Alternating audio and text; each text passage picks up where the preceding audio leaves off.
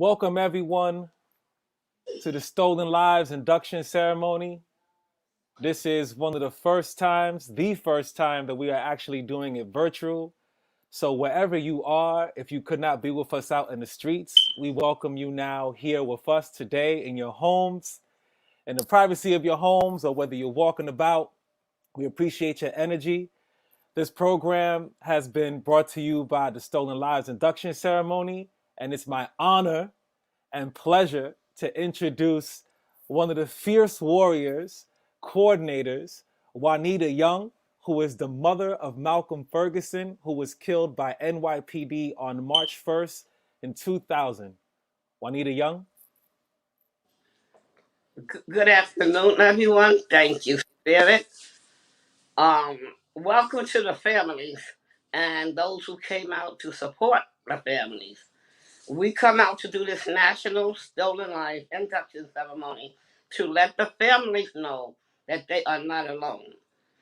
This problem that we live in needs to stop. But it being that it seems to be a problem, we felt some of the families decided to just bring all the families of murdered victims by law enforcement into their own home. So the National Stolen Lives is a home for people who've been murdered by law enforcement. On March 1st, when Louis Rivera in the Bronx murdered my son, that changed my life for the worse because I then had to clear my son's name, take care of my other kids. And I'm happy and thank God that I was allowed to do that. At the same time, I met so many other families with the same problem. That's why this National Stolen Life Induction Ceremony is very important. And we keep this going yearly to reach out to anyone, any family that has suffered the loss of their loved ones by NYPD. Malcolm was only 23 years old when Louis Rivera blew his brains out. And I had to come out there and clear my son's name, not because he was my son, because I know he didn't deserve what happened to him.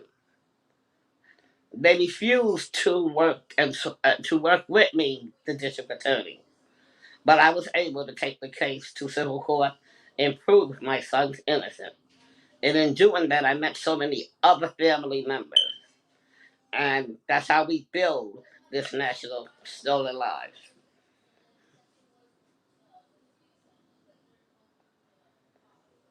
Okay, Spirit.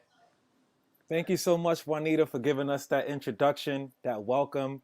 As you all heard, there's a call. It's a national call. And actually, we'd like to tell you, Juanita, because we're virtual, this is the first time that this is an international call. So we have people throughout in Europe and Africa who are joining us right now. They're putting their chats in there. And please do put the names of those people that you want to honor in your respective locations. We'll try to do our best as we do libations right now to call their names out. That's how we always, if you've been with us in the streets for October 22nd, or if you've been with us at the church for a Stolen Lives Induction Ceremony, we always start off with a libations. It's not a religious thing, it's a spiritual thing. We are spiritual beings trapped in this human corpse, and we like to honor our ancestors, bring them in to give us that power and that strength. So I'll do a little kind of tribute for that, and then we'll say some names and of those people that we are giving energy, light, and strength to who are no longer with us right now. It's for our ancestors. When it comes down, don't you be afraid. When it comes down, no matter what name you call, just be ready for it all. I am ready for it all. When it comes down, down, down, don't you be afraid. When it comes down, no matter what name you call, I am ready for it all. Get ready for it all.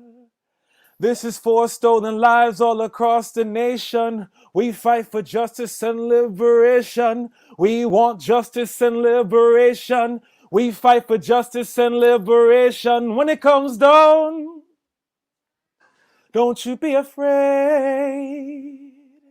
When it comes down, no matter what name you call, just be ready for it all. And when we say a name, please, wherever you are, give a loud ashe. That's how we say they are here. They are always with us. We'll start off with Malcolm Ferguson, Ashe. Nicholas Hayward Jr., Ashe. DJ Henry, Ashe. Jerome Reed, Ashe. George Floyd, Ashe.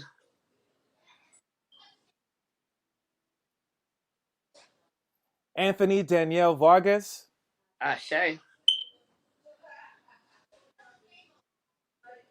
Gilbert Barber, Ashe. Ramarley Graham, Ashe. Ayanna Jones, Ashe. Breonna Taylor. Ashe. If you're just joining us, please put the names of those lives that were stolen, whether it's this year or any year, from police brutality, oppression of our nation, of our people. We're trying to read those names out. Eric Garner, Ashe. Mauda Shari, Ashe. Johnny Gamage, Ashe. Tony McCabe, Ashe.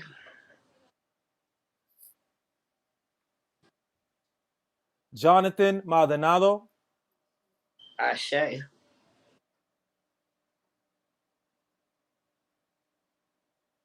Stone Child Chief Stick, Ashe. Eric Rivera, Ashe. Jamaron Robinson, Ashe. Jesse Romero, Ashe. Kevin Sebeli, Ashe. Merdi Bauda, Ashe. Jarvis Omar Hayes, Ashe. Ryan Timon, Ashe. Antoine Rose, Ashe. George Serrano, Ashe.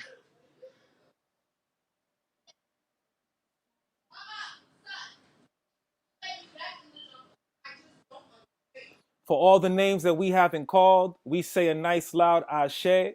We know you are with us each and every day to make our way possible. We have not forgotten you. Although your life was stolen, you are with us forever, forever, forever. And I is your I. When you fight, I fight. You die, I die. I is your I. When you live to live, I live to live. Rise, I is your I. When you fight, I fight. You die, I die. I is your I. When you live, cause we that black power, freedom fighter, African that loves Asada, organizer, ready rider, liberation screens inside of me. See, I'm on fire. For the people never tired, forever live until I die. We get them high until we all free. Thank you all. Ashe, Ashe.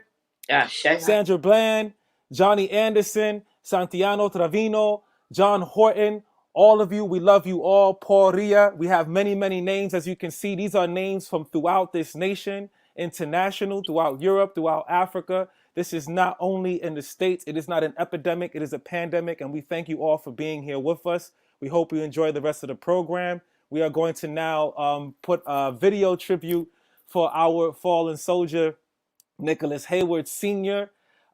He is always with us. If you know Nicholas, he has that smile and that strength with him and that light in his heart.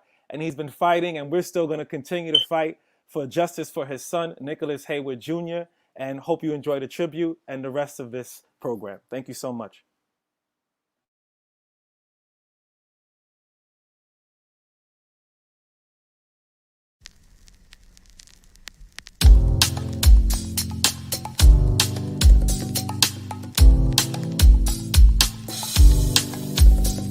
Yeah.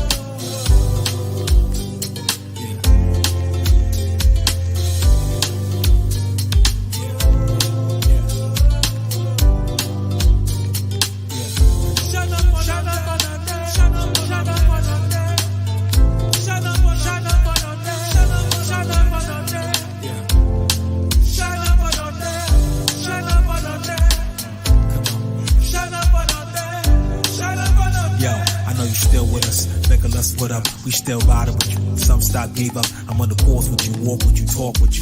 You gave a mother's love for our children, building a revolution. Yes, we were building. You're some more than a street sign. Star like Sicilian, I'm feeling this more. Must be more than this feeling. It's got to be real if you feel what I'm feeling. Appeals that I'm healing. Still when I wait for the system. And I won't be a victim. And my freedom, still when I get them. More appeals that I'm healing. Still when I wait for the system. And I won't be a victim for my freedom. Still when I get them, rock when I lead them. Ibaye, Ibaye, Danu, Ibaye, Ibaye, Danu, Ibaye, Ibaye, Danu, Ibaye, Ibaye, Danu, Danu, Look at your strong kin, what a legacy. We still pray to be better than the enemy. I ain't your target practice, I'm blacksmith alchemy. We way beyond average, multiverse galaxy. That'll be nebula, cellular galaxy. All within I and me, all for the world to see. I talk, put around a speech. I walk, leave behind recliner seats. We put the rise in power to the rest in peace. Make your soul rise in power, suffering rest in peace. We love you.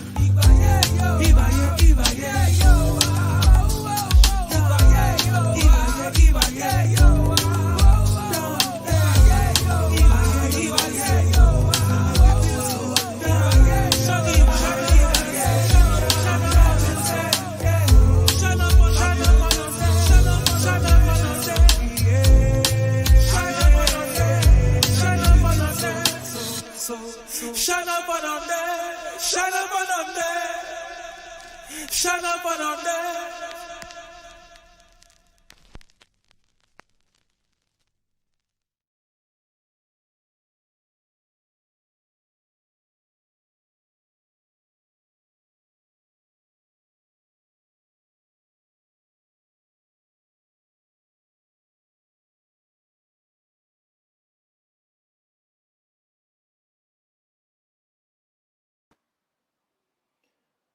We want to say thank you to one of our young youth out there in Belgium who drew that beautiful illustration of Nicholas. As soon as he transitioned, he heard about it and he had a chance to meet him when we had one of our events in Gowanus.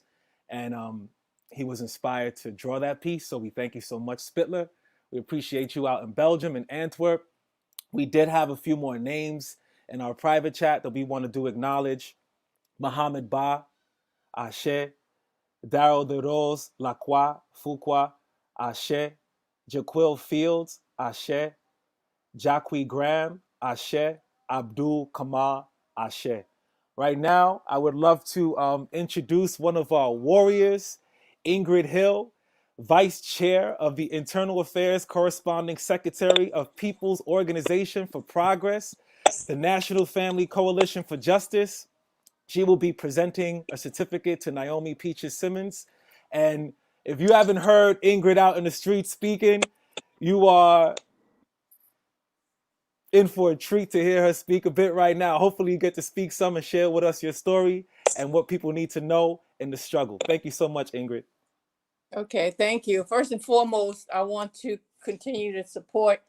We want to continue, because I'm speaking on behalf of POP as well, to support the longstanding work of the Stolen Lives Project, ensuring that the victims are not forgotten, and to support the families as well. A little bit on, because I am an extension of the People's Organization for Progress, a grassroots organization that has been on the forefront fighting for racial, social, economic justice, and peace, and has supported a number of families um, victimized and or killed by police. We have been holding meetings with them, supporting them in a number of ways: vigils, marches, rallies, letter writing campaigns, attending court hearings, and also meeting with the U.S. Attorney General, the Attorney Office, District of New Jersey.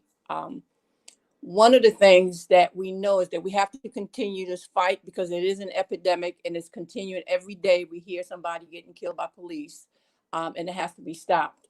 We're also supporting the city of Newark that has come with what can be the National Civilian Complaint Review Board, and we've been fighting against the Fraternal Order of Police, who has been impeding, because the Civilian Complaint Review Board wants to have subpoena powers, investigatory and parallel investigatory powers. We also work with different community organizations. We're part of NCAP, Newark Communities for Accountable Policing, and we've traveled throughout the state in terms of talking about issues with regarding the police. And again, we have supported people as part of it's in a continuing struggle. So we're going to be out there forever, at least until the last breath that we have.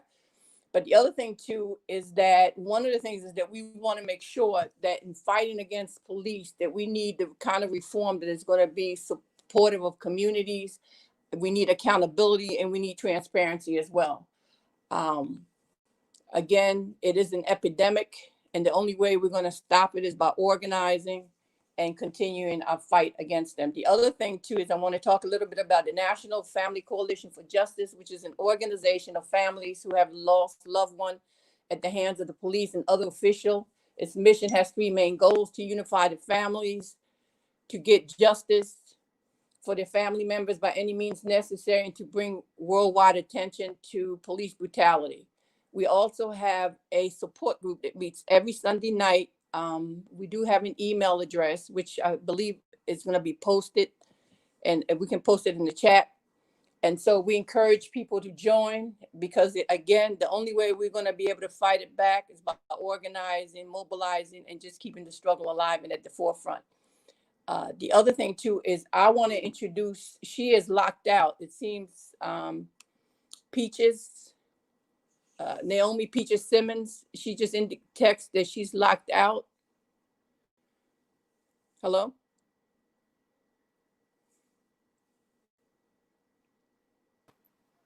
I Hi. believe Lumi Is is she working in? on Because that. I have to introduce Peaches. Okay. I believe Lumi's working on it and getting her in. Okay. He said that she should be logging in. So you can tell us a bit more Okay. about the organization and organize. I guess that'll be a good time to get people involved. She was trying to get in. She's like, tell her to lock. She's been texting me. Hold on 1 second. I'm sorry, but she keeps.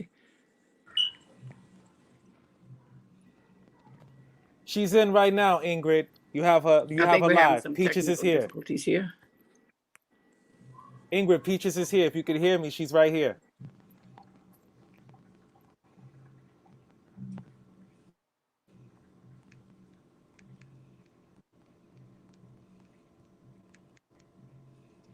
I don't believe that Ingrid could hear us while she's trying to communicate with Peaches. So thank you for hanging in there with us, party people. While we wait, I do want to say a few more names. Kamal Flowers, Ashe, Okay. Adil She C, said the Ashe. speaker's not clear. Naomi Peaches, we're going to bring Naomi Peaches on. Naomi Peaches Simmons, mother of Jaquil Fields, has been on the front line fighting for justice for her son since his killing, which has been for numerous years. We're presenting a certificate, Stolen Lives Project, to the family of Jaquil Fields. On December 5th, 2020, the name of Jaquil Fields is formally entered into the Stolen Lives Project, joining tens of thousands of people killed by the law enforcement in the U.S. since 1990. These victims who are gathered together in death shot out from the graves for justice. Over 1,000 are killed by this official violence every year. These victims whose lives have been viciously cut short all have lives and families and were part of society, but rarely are their lives or names publicized, nor are the real circumstances surrounding their deaths caused by law enforcement made known. Their names, stories, faces gathered in the Stolen Lives Project demand of the living that there be no more stolen lives. We refuse to let Jaquil Fields die in vain. In His name, we will stop this national epidemic. Naomi Peaches Simmons. Yes, yes, and great.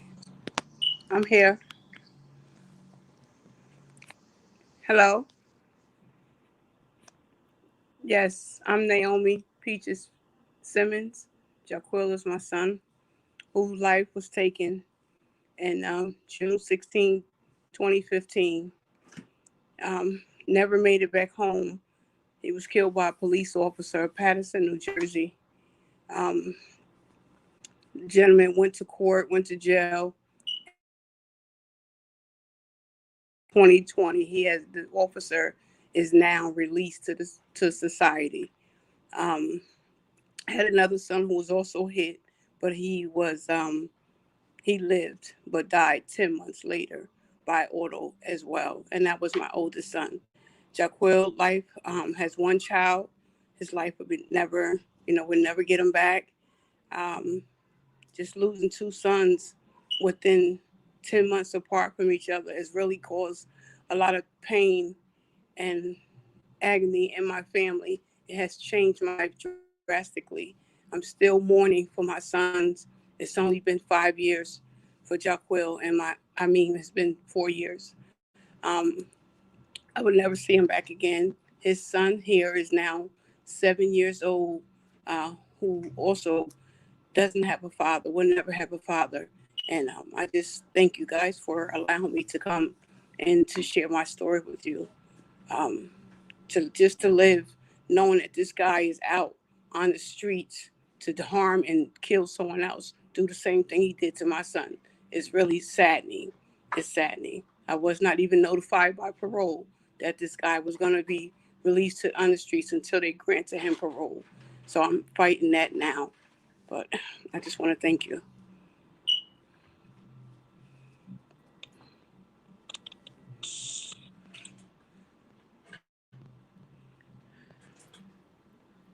I have a lot of family support. Marcy, she's been behind me as well. Thank her very much for being there for me. My family, I have good support family. And I just trying to find peace at this time. Just still trying to find peace for my son, Jaquil Fields. Thank you so much, Miss Peaches. We are here with you. As you know, this is a support network. The families are Thank you. strong. Juanita Young, all of us, Kathy, people who are behind the scenes, we'll do whatever we can, whether you're out in the streets or whatever it is that you need. Let's stay in contact. Let's keep the struggle going. There's a certificate that we're presenting to you. I know it's not much, but it's a certificate. And to me, these certificates are a symbolic way of us connecting and being stronger together as a nation, as an international community, supporting those who have lost their lives, their sons and their daughters lost ones lives against police terror I throughout this can't world. hear. So thank you so much.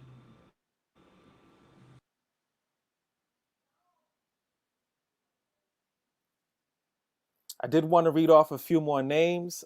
Thank you again, Ms. Peaches, for sharing your story and for being brave enough to do so, because we know this is not easy. And if we were together, we would be holding you, hugging you, providing water, and doing whatever we can. And we hope that you are supported right now with your family.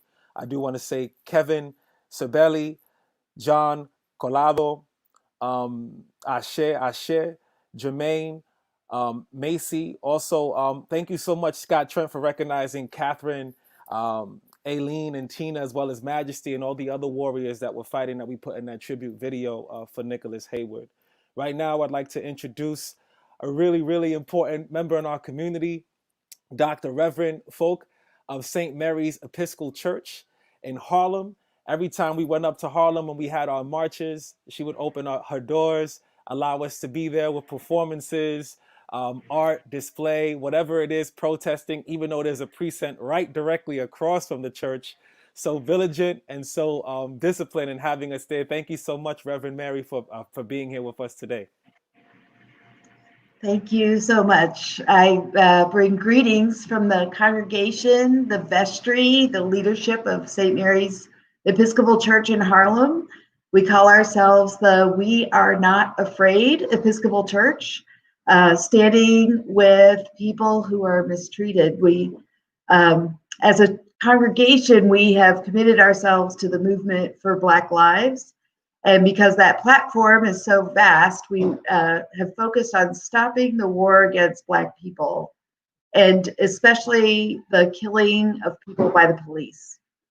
We've also been involved in PROP, the Police Reform Organizing Project, especially the campaign called Save Lives, Not Take Them, which is to change New York City's first response to people in psychiatric crisis. So St. Mary's is very pleased. We consider ourselves very privileged to have hosted the Stolen Lives Induction Ceremony in the past, and for me to be here today. So it is my task to offer a special word, a special prayer, to join with the grief and anger at the unjust killing of Justin Root. And I'm sure his family will encourage you, but I just wanted to say that I've signed on to the petition that they have to speak out against the horrific use of force, the withholding of medical attention, and the lack of justice following. So it is my privilege and honor, as well as my deep grief, to present a certificate to the family of Justin Root.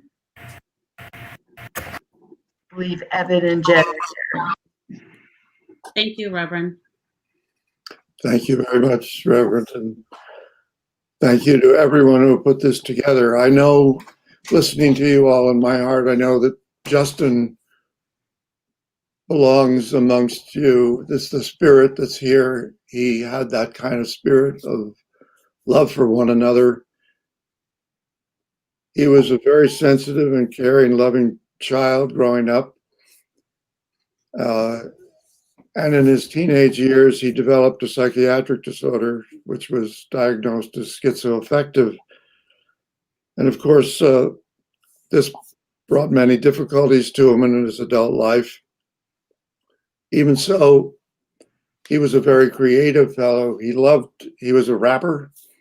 He loved rap music. He wrote many rap songs and played on the street, played with other people, went to raps. A very, very creative person who really lived for love. Love of music, love of creativity, love of people. He even wrote a screenplay about aliens for who he had visited in some of his psychiatric moments. He was closely associated with them.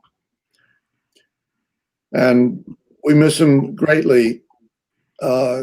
I don't carry a picture of him in my wallet, but he sent me once his little card in which he'd written his credo on it. And just to share the kind of person he is with you all, I'd like to read it to you. It reads, I am pushing for an end to world hunger. I am pushing for more homeless shelters. I am pushing for more civilized prisons. I am pushing for world peace. I gave my heart to God, and he filled it with love because it was broken. God can fill each and every one of your hearts and protect you. This is world peace. My love for humanity will never die. Have God fill your heart with love. And I've carried that with me for a number of years, and and I'll continue to do so. There he is on the screen, and let me introduce you to his sister, Jennifer, who's here. Hi. I think before I start talking about what actually happened to Justin, I always like to key into the story that Justin would add an E to the end of his name, making it just one. He always said that we are just one. And so with his violent execution, murder, we are going to carry forth that message because we are just one. We're one world. We're one people. We're all humans, and we need to come together. So I'll take you through. Justin was killed on February 7th, 2020 of this year. He went down to Brigham and Women's area because his mental health facility that he had been a patient at for the past 10 years, he went for an unscheduled visit. He had an interaction with a security guard there. He was paranoid, thinking that he was getting called in for a section. And that security guard noticed a kind of clear plastic type of thing in his waist that he said looked like a firearm, but it was strange because it was clear and plastic. And he also was perplexed by Justin's demeanor and the way he was talking. And he thought that something was up with him. And something was, and you're also working right next to a mental health hospital. So anyway, he called the police. Police came. One thing led to another. When Justin's back was toward back to the police officer, this officer took out his gun.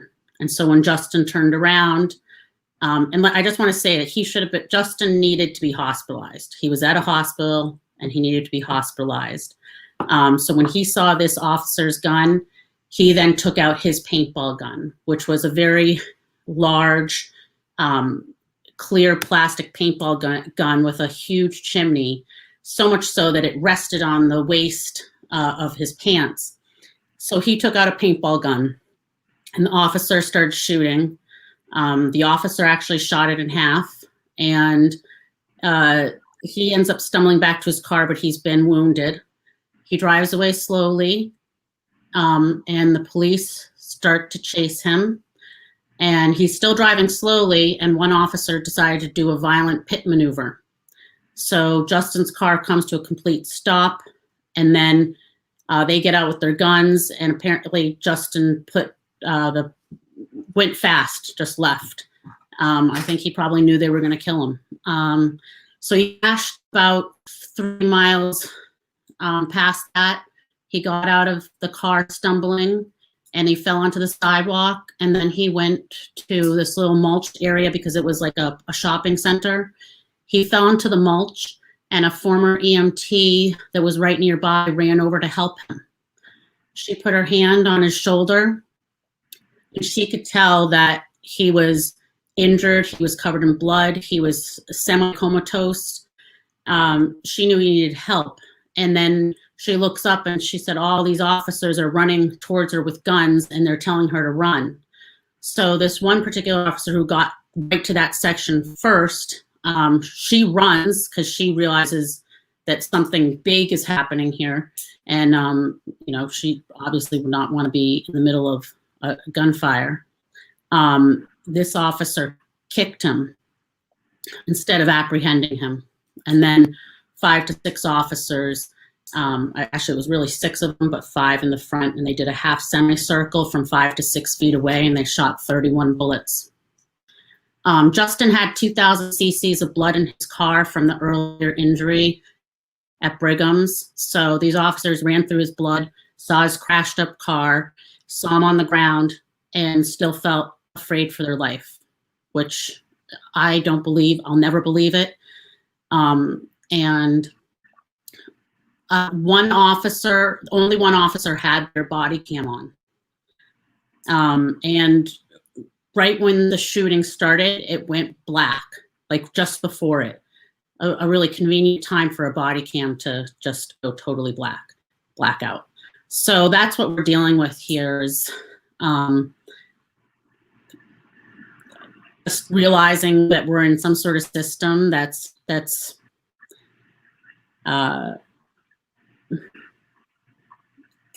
basically they're just hiding things and not doing things the way they're supposed to. After they killed him, they said horrible things like, I killed the mother F. I emptied my magazine on him. Don't talk, you got a rep coming. They do the tap tap to let other officers know that they had a body cam on. It was so extremely disturbing. And right now what we're trying to do is the Norfolk DA exonerated these 6 officers 30 days after they killed him. And we are trying to get that case reopened for a criminal investigation because we cannot have the police investigating themselves. And so we've been working hard at that. We also filed a lawsuit, and the city of Boston, Suffolk County, it's been 10 months and they're still completing their part of the investigation down at Brigham's area in Boston. And what's holding them up is the FIDIT team, the fire discharge interrogation team. And that's essentially Boston police. So those are the people who are providing the evidence and the report to the DA's office. So I'm going to do my best to unify with people, educate people, share the truth with people, because I never knew these things were happening. And my life has totally changed. I mean, I can't do anything else but this now because it's so disturbing to me. And the only way that I feel better is doing this, because I want to make the world a better place. I know Justin, he would want the world to be a better place. Thank you for letting us share his story. Thank you so much, Jennifer and Evan. As you see, Evan has justinroot.com. Thank you, Lumi, for also putting it on the screen. There's a petition on change.org for you to sign for Justin Root. So please do support. And I know Kathy is working really hard behind the scenes. So we're going to have a list of all these petitions, all these actions, all the requests that we have. And we're going to be a close family network and do what we can for justice for Justin, or Just One. I love that. Hip hop MC. I love that. Just One. We'll say some prayers for him as well. Ashe. Thank you. Hey. Great. Thank you. Thank you so much, Dr. Mary, as well, for allowing your space to be occupied as a home for us to have these conversations, these induction ceremonies. I see a lot of people lighting up the chat, understanding there's so much injustice, and I love that you bring a sense of prayer, strength, and healing for the community, which is actually what we're here for right now. And justice will prevail. We'll get that. But right now, we do need to honor and hold our families. And I thank you for being so consistent in Harlem and throughout the world right now for sharing your story and what you do. Thank you so much, Doctor. Thank you. We would also like to say Akram Kadri Ashe, Earl Shalik Pinky Ashe, John Horton Ashe, Paul Ria Ashe, Leyland, Pauline Ashe, Tony McDade Ashe, Philander Castillo Ashe, Quan Bobby Charles Ashe, Jameek, Lori Ashe, and Jake Fields Ashe. If you just came in, we've been putting names in the chat, and I think this is a good ritual. So please do help us. And if you didn't hear a name called, thank you so much for Bounce Squad. I'm not sure what your name is, but you kept me on my toes, making sure that we have to say as many names as possible. And if a name was missed, we do not want to miss them here today. We do want to bring in another family member, Diane Hohen, sister of Kevin Sibeli, who was killed by NYPD on October 25th, 1998.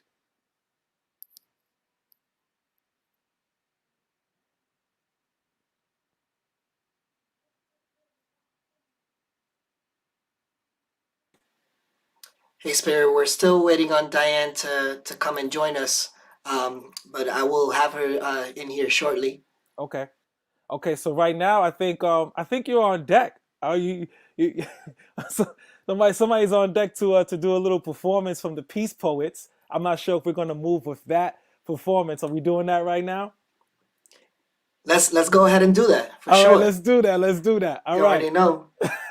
Just like you, brother, I was definitely just feeling just one's spirit. It's so dope that he's a lyricist, that he used his words to uplift and to unify. And so in his name, I say this. What is the price of life and who pays the cost? When 50 odd shots try to raise a corpse. When the body laid out with somebody to someone, a son, father, brother, or a lover to someone.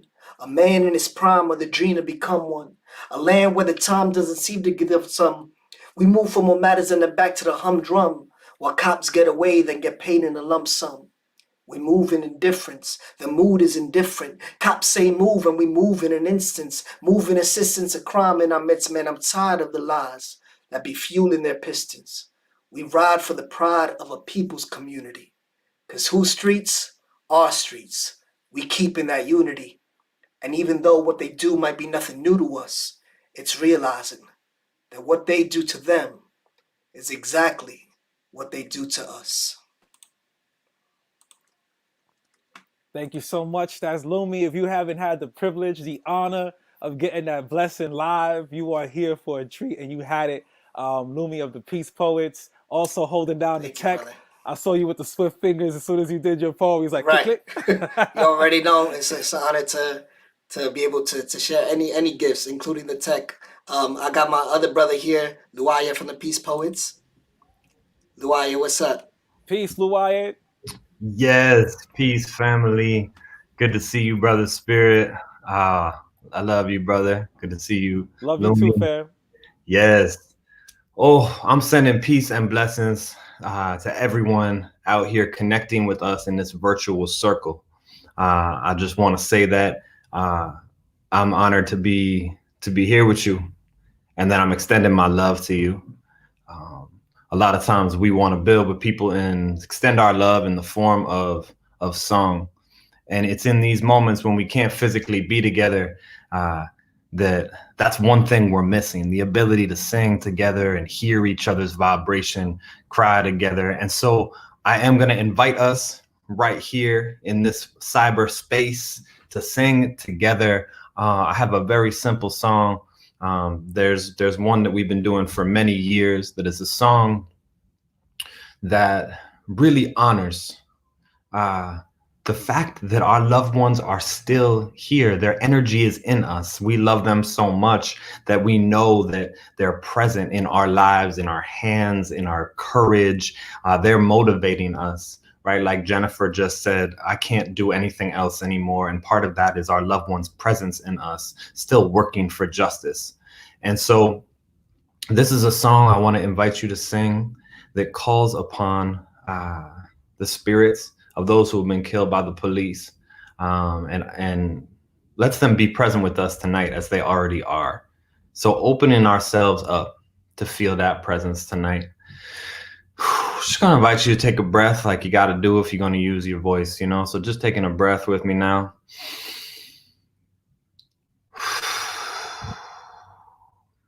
And I'm gonna invite you to speak these words before we sing them.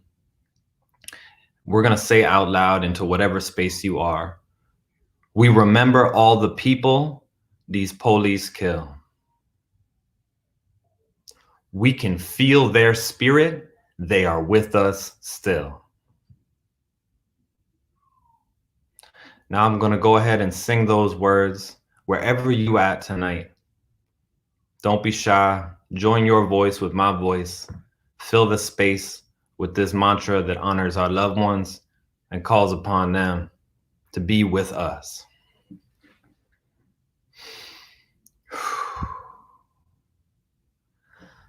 We remember all the people these police kill. We could feel their spirit. They're with us still. Try that with me now. We remember all the people these police kill. We could feel their spirit. They're with us still. Feel their presence now. We remember all the people these police kill. We can feel their spirit. They're with us still. Sing that together. We remember all the people these police kill. We could feel their spirit. They're with us still. We sing. We remember all the people these police kill. And we could feel their spirit. They're with us still. Sing it for them, y'all. Come on. We remember all the people these police kill. These police kill. We can feel their spirit. We can feel their spirit. They're with us still. Sing it now. We remember all the people these police kill. We could feel their spirit. They're with us still. Sing that with all the love you got. We remember all the people these police kill. We could feel their spirit. They're with us still. One more time we sing. We remember all the people these police kill. And we can feel their spirit. They're with us still. Family, thank you so much for singing, for calling our people here. We do, no matter what they tell us, our loved ones are surrounding us. They are keeping us strong. We are not alone. We are connected by the love that we have for those that we have lost and for each other in this moment. I want to again just thank my brother Spirit for continuing to say, like, this is a family, this is a network, this is people who love you are here. You are not alone. We love you. We sending you big hugs. We sending you respect. We sending you courage for these hard times. And so please know that. And again, my name is Luai of the Peace Poets. It's an honor to be with you. Send it back to my brother Spirit. Thank you so much. Thank you so much. It's always an honor to see you, even if it's in a virtual stream, family. Miss you so much. Love you. I know y'all felt the Peace Poets. Keep that song in your heart. They sing songs and have words for the movement that will live on forever and ever. And their energy is so powerful. As you see, we are surrounded by a force. Culture is a weapon. And we are here for all the families to utilize our culture as that weapon for justice and for healing. And whatever in between, whatever in between, calling us and we'll be there. I do want to shout out a few more names. Thank you so much for everybody for lighting up this chat. I hope the families are reading this. This is really powerful. We never had so much interaction on other platforms to see so many names, and to be in solidarity around the world, and feel that there's something about writing the name, typing the name, but also something about hearing that name back. So again, if I don't say a name, please do keep putting it on the chat. Eve Harrison, Ashe. Joseph N. Cooper Jr., Ashe. Oscar Grant, Ashe. Ruben Urbina, Ashe. Marcella, thank you so much. That was you in the chat lighting up and letting me know there are a few names that I was missing, so keep checking me. Thank you so much for that. Jonathan Maldonado, Ashe. Michael Barada, Ashe. Sarah Da Vincenzi, Ashe. Thomas Purdy, Ashe. And there's a Justice for Jamarin, Ashe. Angel Ramos, Ashe. Dontre Hamilton, Ashe. Jesse Cedillo, Ashe. And there's a few more, Tamir Rice, Ashe. Marcus Dion Smith, Ashe. There's a few more here. Geraldine Brown Bluford, Ashe. Mother of Alan Bluford, killed by Oakland Police Department. Thank you so much for putting it in our private chat. We appreciate you. And right now, I believe we are ready for Diane Hohen, sister of Kevin Sabelli, who was killed by NYPD on October 25th, 1998. If she is with us, we would love to hear your story and hear your words. Thank you, Diane. How you feeling? Good evening. Great. How are you? Thank you for giving us this opportunity. Right on. We're here for you. Yes. My little brother Kevin, like a lot of the people that are killed by the NYPD, suffer from mental illness, and that's one of the biggest problems in New York City. And I now live in Boston, so as I'm hearing other families, it is up here too. Um, One of the problems is they don't know how to handle the EDPs. And with my brother Kevin, he was in a full blown mental crisis on the day that he walked into a police station in Elmhurst, Queens. He walked into the 110 at 9 p.m. and he called my mother before he walked in, and he told my mother he had sinned. For some reason, when people have mental illness, they get very religious. And Kevin used to play chess in the park. That was one of his passions, playing chess. And he lost a match to a gentleman, and he picked up and threw a garbage can, not at the person, but just in anger. And he felt that he had sinned, and he wanted to turn himself in. Kevin walked into the police station with no shirt, a pair of rosary beads around his neck, a pair of sweatpants, and no shoes. What kind of threat was he? But yet they shot and killed him 8 times, shooting him. Um, it was like the OK Corral in there. They even shot the desk sergeant that sat upon like a 8-foot platform desk. That there was no way Kevin was going after him, but because they were just shooting, they struck their own officer in the groin. Um, my mother fought for years. I'm probably skipping over like everything I wrote. I just realize it's I want other things to be said, but my mother fought for years and years and years, and you guys were very helpful with my mother. We kind of started at the same time back in the late 90s with the Stolen Lives Project and with the October 22nd for police brutality. But my brother was shot by 3 officers. The first officer was 29 years old. He was the one that opened fire first. Then the other 2 officers joined in inside the police station, let me remind you. Um, Total of 8 shots were fired, striking Kevin 7. From what we were told, Kevin was trying to crawl out the door of the police station just to get away from them.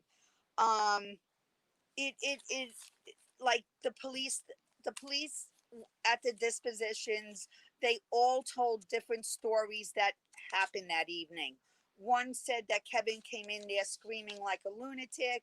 Others said that he just peacefully walked in there, and then others said that he just was like standing there. So unfortunately the cameras, quote unquote, were broken that day, so we don't know what happened in that lobby. um, Another thing that the NYPD did was they would not let us identify Kevin at the morgue. Um, so we had no way of knowing, like, really where he was shot up because they wouldn't allow us. But luckily, my brother in law was an NYPD officer that did die from 9/11 cancer, but he was a good cop in Harlem. People respected him and he respected the people. But anyway, he got to ID my brother for us so that they would release the body so that my mother could bury him.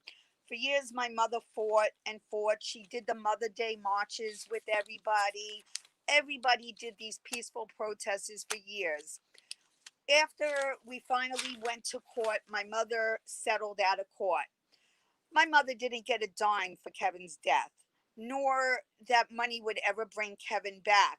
What my mother was given was a 1 hour meeting with the head of the police department to hopefully change policies and procedures within the department. Yeah, a little bit of their training handbook was changed, but not enough, apparently, because here we are 22 years later and we're still in this fight.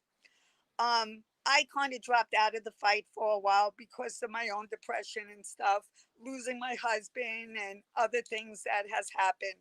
But all of a sudden, COVID hit. So now we're all alone in lockdown, and these governors and everybody that doesn't care are keeping us from being with loved ones. On May 25th, we all watched in horror as George Floyd was murdered in front of the world.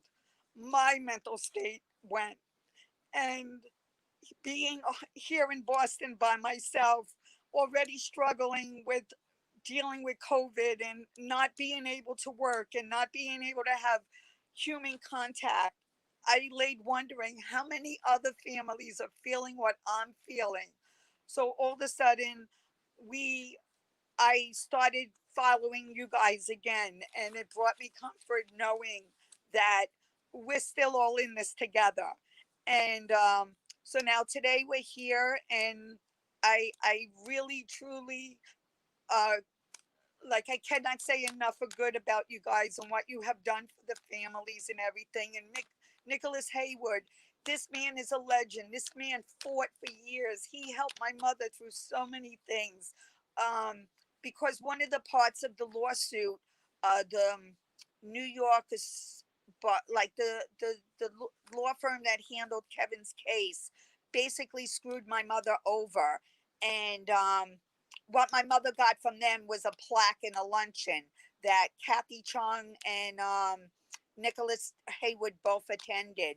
And so, like, at least my last memories of Nicholas are good ones. But I guess what I'm saying is thank you all for being there for us, and keep up the fight. Thank you so much, Diane. I hope you're reading the chat. People are sending you a lot of love, prayer, and strength. And I know this is a virtual web, but we are here with you.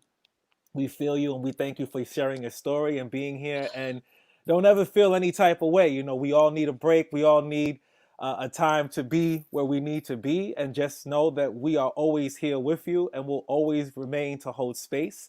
And thank you, Lumi, putting it up there. Some of our comrades are sending you love. You can see it right there on the live screen, which is really dope. And we know you've been in it for a long while. And whatever you need, any support, like I mentioned, we are here for you. Thank you so much, Diane. Thank you. For some reason, I can't hear you anymore. So sorry if you're talking to me. It's all right. I was talking to you. It's okay. It's all right. Not a problem. Thank you Thank so you. much. I do want to read off a few more names. Ameem Fields, Ashe. Jake Fields, Ashe. Shalik Pickney, Ashe. Malcolm Ferguson, we did start off with Malcolm Ferguson, but we'll say it again. Ashe. Deborah Daner, Ashe. Leilene Extravaganza, Cubilet Balanco, Ashe. Alan Felice, Ashe. Willie McCoy, Ashe. Eric Reason, Ashe. Mario Woods, Ashe. Angel Ramos, Ashe.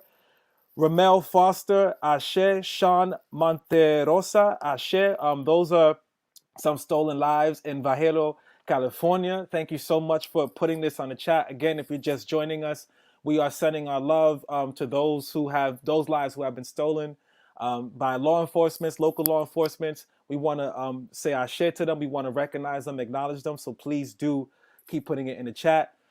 Right now, it's another honor to introduce the people's lawyer, the people's radio host, the people's man, Mr. King Downing, lawyer, organizer with the October 22nd Coalition, producer and host of Good Morning Nueva York. He'll be presenting another certificate to one of our families. How you feeling, King? Hey, I'm feeling great, but you know, it's bittersweet when we all get together for these kind of reasons. Right. And you did call me Mr. King. Mr. King is my father, but I accept the honor anyway. Much love to Spirit Child. Thank you also for doing For Hayward, the song that we played that on our show in honor of this event coming up today. So I want to just let folks know a little background before we jump into it. I'm a longtime member of the Stolen Lives Project. I've been here for too long. This should have been taken care of by now. And for years and years, we've been out here with the October 22nd Coalition Against Police Brutality and the Criminalization of a Generation, years and years on the street. Much love and props to all of the families for here that are all here today. Props to all the supporters, to the cultural workers, Spirit Child, the Peace Poets. And before I go on and introduce our next person, I just wanted to just say three quick things. The first is I believe in quotes. And one of my heroes is Frantz Fanon. Frantz Fanon was a Caribbean, a Black Caribbean who ended up in Algeria with the freedom struggle for independence there. And he said, each generation must, out of relative obscurity, determine its mission, fulfill it, or betray it. And so Stolen Lives and October 22nd, I think, have been here now for a generation, and it's passing it on to the next generation for folks to take part. The other quote that I want to give you to guide us tonight is from Kwame Ture, who was also known as Stokely Carmichael. He was one of the SNCC people. He was the one who didn't invent the word Black Power, but he made it famous around the world. And he was also a minister of the Black Panther Party. And he said, we are past the time for description. The time is now for prescription. So we're honoring the families, but we're also putting out a call for the action to continue. Over 1,000 people are killed by the police in the United States every year. More than half of them are disproportionately Black and other people of color. So I just want to urge the families, use this opportunity to accept your honor and join us. Join the struggle, stay in the struggle. Help the families who are coming up behind you, and anything we can do to push your cases and remember the memories of your lost loved ones, we're here to do. The other thing is very interesting, the way the blessings come along. And this is something I'm sure Spirit Child will say, that just this very day, I heard about a report, and I'm going to try to find it, that said that taking action against your conditions is actually therapeutic. So it can not only get you justice, it could get you healing. And I'm directing that out to Diane Hohen, who just spoke, because us fighting back gives us the love and the healing that we need to keep going. And then the last part of it is that we've got to fight for specific demands. And I don't care who's in office now, whatever party, whether it's a Republican or a Democrat, we have found that the action on police has been inadequate. And so we've got to join the fight, step up the fight now that somebody new is coming in. So we want to push to defund the police. Don't let them turn around and tell you, well, if you take all the money away from the police, who's going to protect the community? We'll protect the community. We'll just cut the money and transfer where it needs to go, and we'll worry about that later. We're abolitionists. The second thing is that we want to push for prosecution, not training. I don't want to hear anything else about training. And the last thing is that I know in New York City, which is where I'm active, but we want to hear from the rest of you. After Floyd, gains were made all over the country because of the mass movements, and already they're trying to pull back on the reforms, not even 2-3 months after they happen. So let's stay vigilant. So now on to my purpose for being here. I'm here to present a certificate to the family of Alan Bluford. And Alan was killed by the Oakland Police Department at around midnight on May 6th in 2012.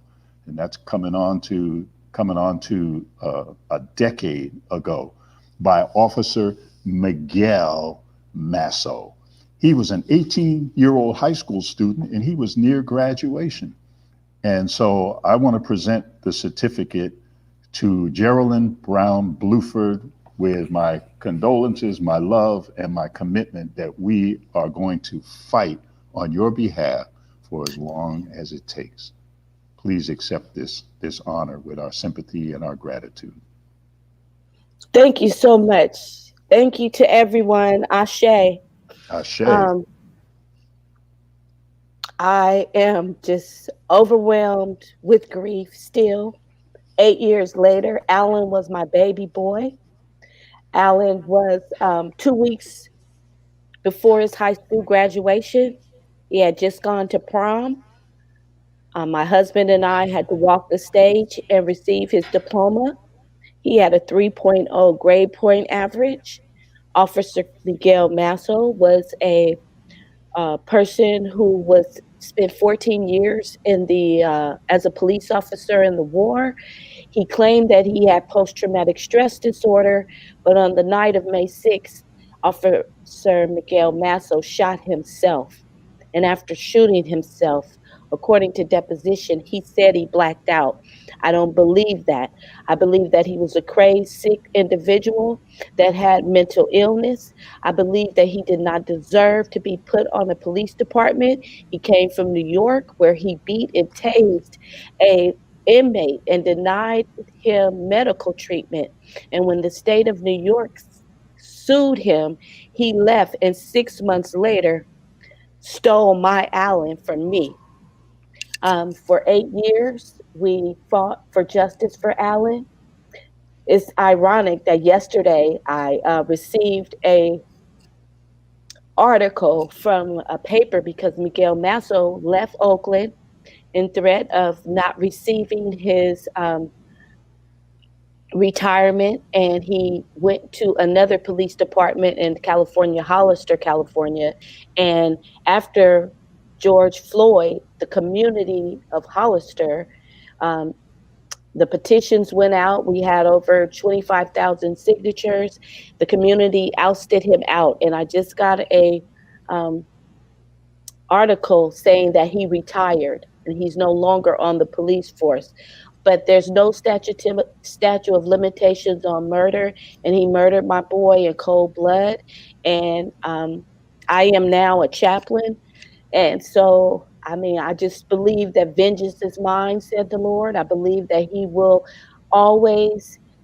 forever wear the stain of Alan's blood on his life, and I want justice for my son and will not stop until I get it. And that means that he has to be held accountable.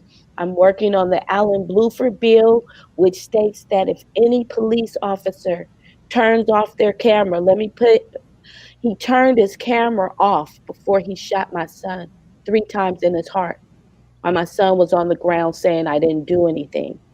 And if any police officer turns off their camera or impedes the function of the camera, they must be prosecuted, and their retirement needs to go to the family from whose loved one they have stolen, because the repercussions of a lost loved one is insurmountably tough to deal with.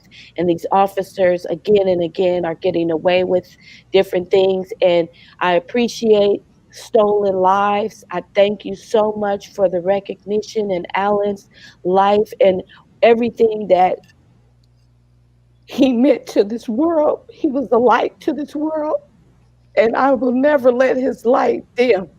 So I thank you and I appreciate you, and I will fight until my last breath for all families who have suffered in the way that we have in the loss of Alan. Thank you, and God bless. Ms. Bluford, I'm so sorry, but I will tell you that please, we'll stay in contact with you. Anything we can do, that's a tremendous victory that Hollister has given this guy the boot. And that's one of the problems, that police are able to go from place to place and just pick up where they left off. There's so many cases of that, but we are here on your behalf, and I will contact you personally and see how we can support this. I'm so sorry. Thank you. Thank you. God bless you.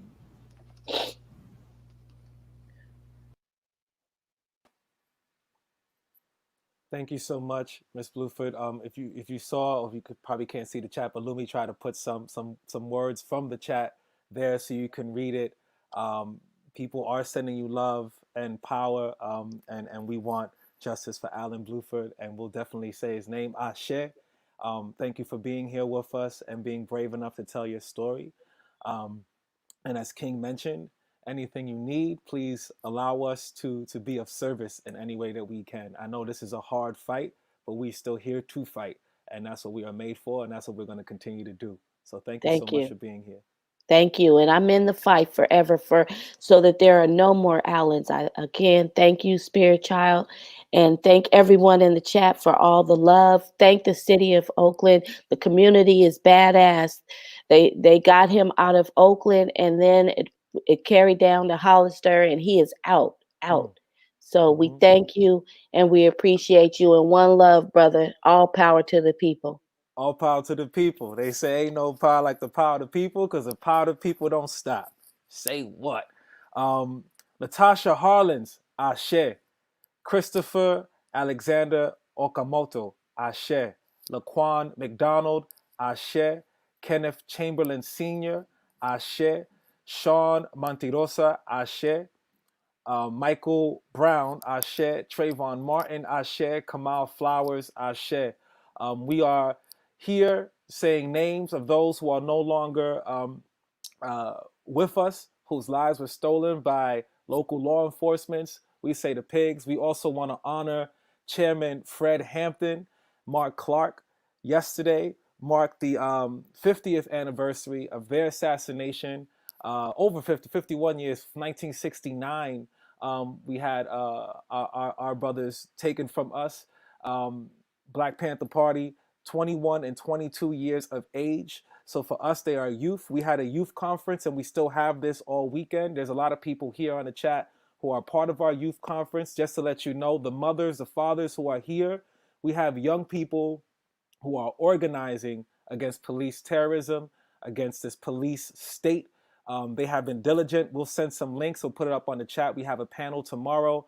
We're going to hear the youth themselves talk and speak about their creative ways, their suggestions, their solutions to combat discriminalization of a nation. Thank you, Steve Yip, for putting it in the chat as well. October 22nd Coalition, and what the October 22nd Coalition have been doing for decades and continues to do until we get justice. So I want to make sure that our ministress of confrontation is here before I introduce them. I'm not sure if they're here, but we have a special. There it is. All right, we got Mama Pam Africa, Minister of Confrontation, co-founder of October 22nd Coalition, head of International Concerned Family and Friends of Mumia Abdul Jamal, and member of the MOVE organization. On the move, Pam Africa, how you feeling? We got to get you off mute. I think you still on mute. How's this? That sounds really good. It's all you. Thank you Okay. so much for being with us. Right.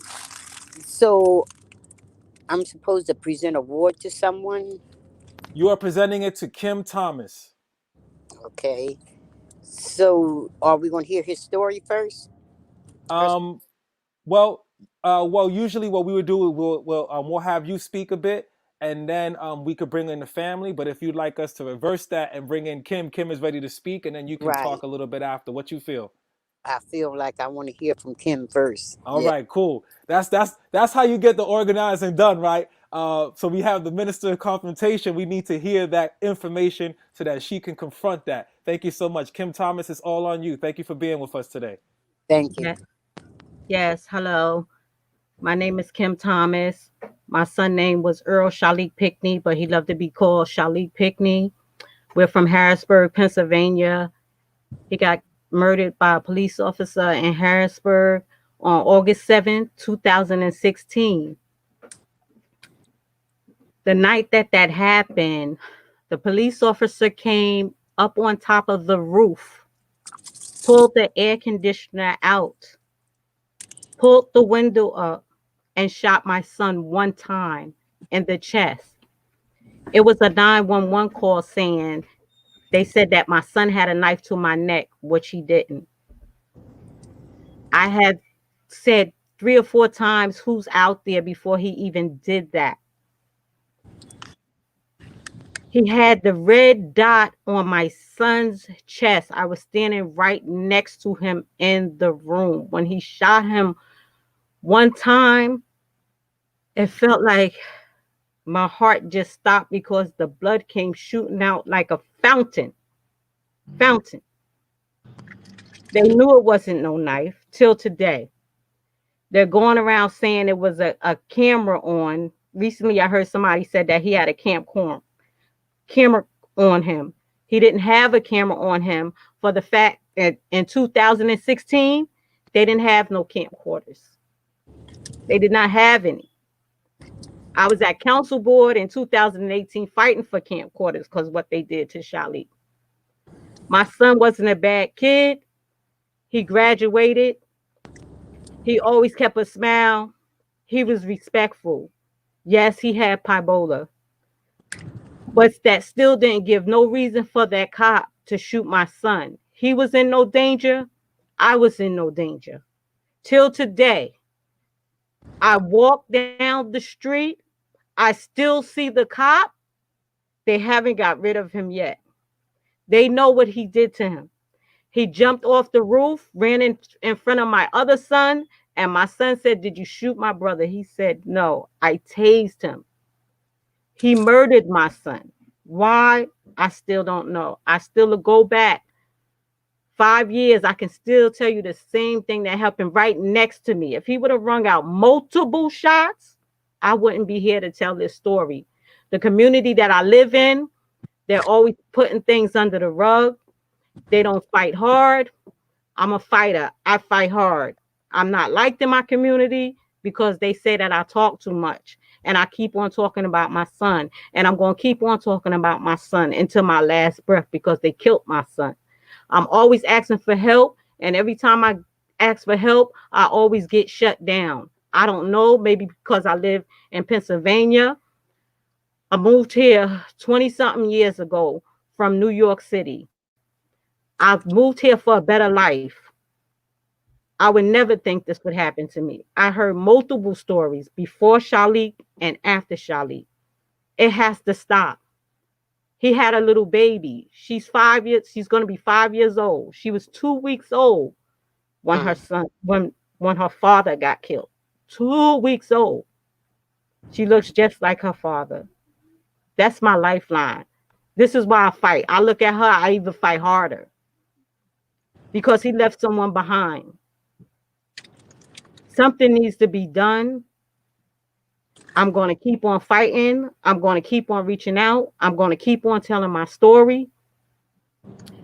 And I know that I'm going to get justice sooner or later because that one shot, he damaged my whole family. I will never, ever be the same again. I lost many of friends behind this, but I consider they wasn't friends because they will still be talking to me because we don't know when it's going to hit our front door. And I'm just saying, like, I'm just torn, torn over it. And I just want justice. And we all want justice. And I'm just absolutely overwhelmed and thankful for y'all having me on this platform to tell my story and to hear other stories. That's my healing, healing other stories and trying to help and talk to other people about situations. I don't want this to happen to nobody, but it just keeps on happening over and over again. It has to stop. And I'm going to stay strong. And Charlie's going to get justice because I'm going to keep on fighting. They had my belongings still. They never gave it back to me. It took me 6 months for me to get my death certificate. It's just a long story. I can go on and on and on. But I know we have other mothers that want to talk, other families that want to talk. But please, please, I know it's somebody out there that's listening. Somebody that's out there listening. I'm going to keep on fighting.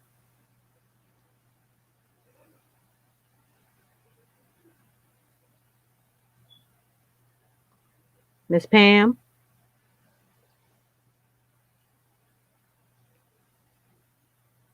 I can't hear you. I can't hear you. I can't hear Miss Pam. I can't hear Miss Pam. Pam, you have to click the mute button. You're on mute, and you'll be good. Because we heard you nice and clear before. Just you have a mute.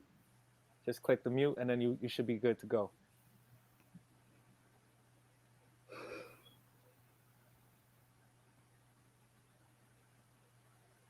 It should be on the bottom, right beneath this square box that we have here that we're all seeing. There should be a mute button. We did have you earlier, and now we don't have you.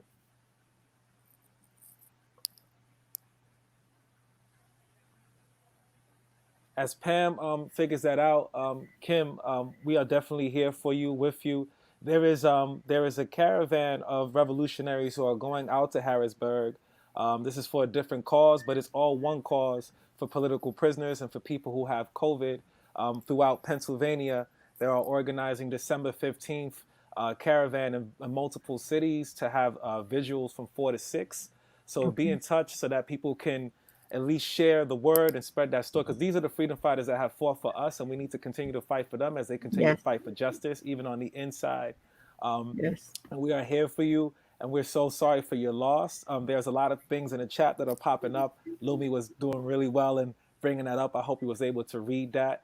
Um, Yes. Justice for Shalik, and a Yes. lot of warm Thank wishes you. and strengths and rising power for you. And your story is being told. This platform, when you see it on YouTube, we do have many ways to share and spread the good news or the bad news, whatever it Yes. may be, so that people Yes. can organize. And like you said, so that this cannot happen to nobody else. Yes. We are doing as much as we can. Pam, are you back on? Oh, Miss Pam. Oh, Miss Pam, we can't. Well, I Oh, want to hear you so much. I know you have yes. something to say, Pam. I know she I, does. I, I I feel feel you. her. I can I how you can feel bounce. her. I I feel you, but I feel her. I can't hear feel you. her. I feel her. Oh, Miss Pam. Oh, oh.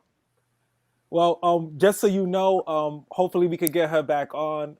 You know Okay. what this vibration is, the Stolen Yes. Lives Yes. Induction Ceremony. We Yes. know that the families are now together, and Yes. as King mentioned, it is very healing for us to Yes. continue to fight, to be and stand in unity and solidarity with each other. So whatever you need, if you're doing a visual, if you're putting a campaign, a petition, get the word out. There are Okay. so many people here on this chat. There are so many Yes. people in our networks that will put that out there. I know you're in touch with Pam. I could feel the energy vibing and Yes. flowing Yes. back through. So I could Yes. feel that, but we can't hear your Yes. words, Pam. I Yes. want to hear you Yes. say something. Yes. Yes. I feel her.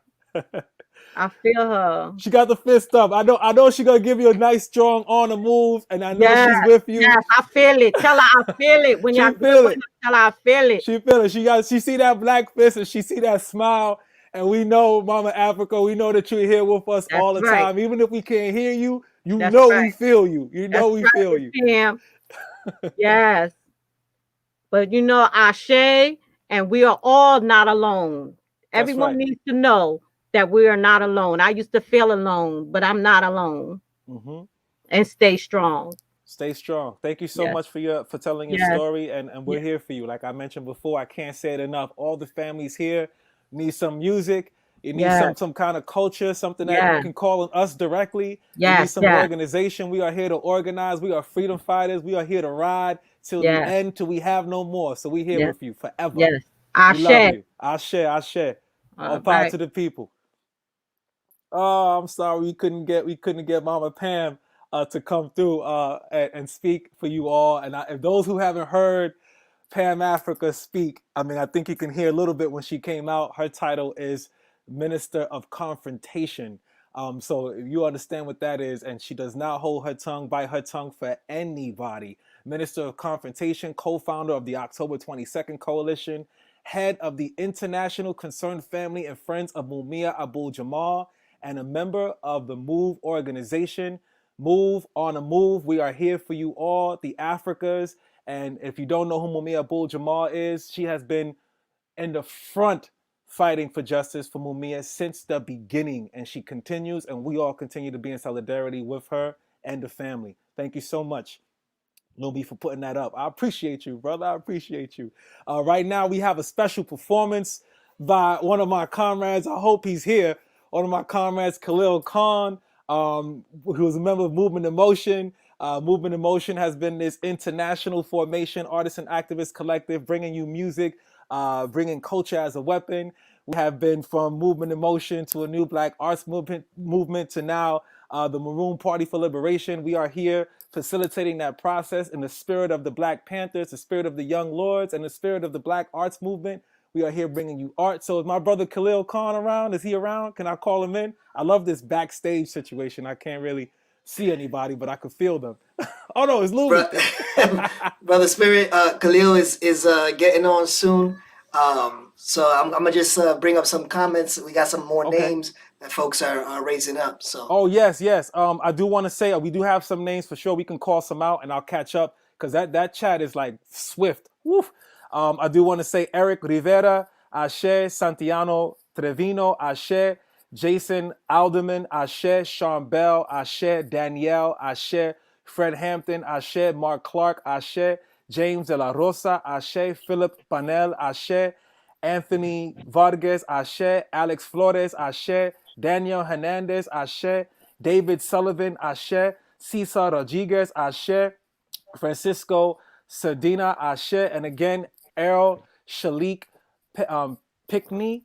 We want to say Ashe and rise in power. And we are here for you. Thank you so much, Kim, for sharing that story. And right now, without further ado, we have Khalil Khan. Khalil is the people's poet. One quote that I always and I'll continue to take with me into the grave probably. He says that I use my poetry only. I write poetry only to promote my political propaganda. My man, my brother, Khalil Khan. Peace, love, Uhuru. What's going on?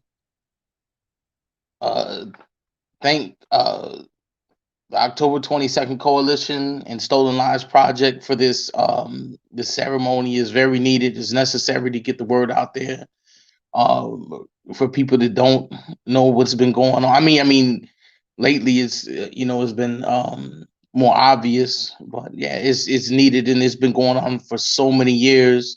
Getting the information out there and supporting the families that are going through these tragedies and the trauma that they are. So I'll just get into it. I have a piece called Policing Politics. Welcome to a police state where freedom is fake. Legislators produce laws that contradict their constitution, selling out their constituents to the highest bidder. Judges lay down decisions hauling blacks and browns into prisons at alarming rates. The same judge cracking jokes about spics and niggers, eating cake at his coffee break with the district attorney, cracking more jokes when their good old friend, the public pretender, walks in. Politicians hold meetings with contractors for money to build more prisons. It's not that complex when put in the proper context. There's money to be made from the prison industrial complex. Free labor, commissary, and phone calls. Prisons for profits have stock in the markets, and I bet shares are owned by them all. There are laws in the books portraying homeless people as crooks rather than those who benefit from their misery. Sending factories overseas for cheap labor and sweatshops where workers get beat for moderation of their improper behavior, like letting boss that they have to answer to the call of nature. Here, protesters are greeted by goons with rubber bullets and gas to produce false tears. It's a new year, but the same old thing. In a world of terrorists, Uncle Sam is still king. Entrenched in capitalistic copulation, greed is the seed that will grow to strangle this nation. His brother steps on brother's neck for our daily bread, sucking blood to get ahead while the media helps the government to put fear in our heads. Don't tell me anything about Ahmadinejad's goons. Where I live, we have crackers and coons and police outfits equipped with Gestapo tactics and nightsticks that connect with Black and Latino faces, while bullets replace flesh in dark places like alleyways. Even if cop gets caught, cop gets away, because corrupt judges are quick to acquit terrorists as long as they wear police outfits. Al-Qaeda is the least of my worries because Officer Murphy's trying to hurt me. No questions asked. He just flashes his badge and thinks he has the right to whoop my ass, or whoever he grabs for the day. The president condemns the killing of children while ordering bombs dropped over Baghdad or Belgrade on buildings while children are still in them. Violence has a role model named Uncle Sam who practices murderous policies, invading countries for crimes for which they have no evidence, cuts money for education while increasing the school's militarization. 6-year-old children are roughed up by 28-year-old men with pistols on their side. If 6-year-old whispers, "I know my rights," then the 20-year-old man yells, "That's it, it's time to take a ride." He's just one of the many armed bandits who roam the streets with guns and badges with the legal right to put people in caskets if he gets nervous doing the job he was trained to do, protecting property and wealthy people who couldn't possibly relate to you. So welcome to a police state where mandatory minimums are mostly where so-called minorities mingle in a war on certain drugs in neighborhoods filled with people who don't have the means to manufacture the guns or the dope, don't have the means to bring the coke to the coast, don't own the jumbo jets, the semi-trucks, or the boats, while suburban suppliers are almost never taken to jail. The drug war continues to fail. If you're poor, you're already living in a police state. For the rest, it's just emerging. What, you think not?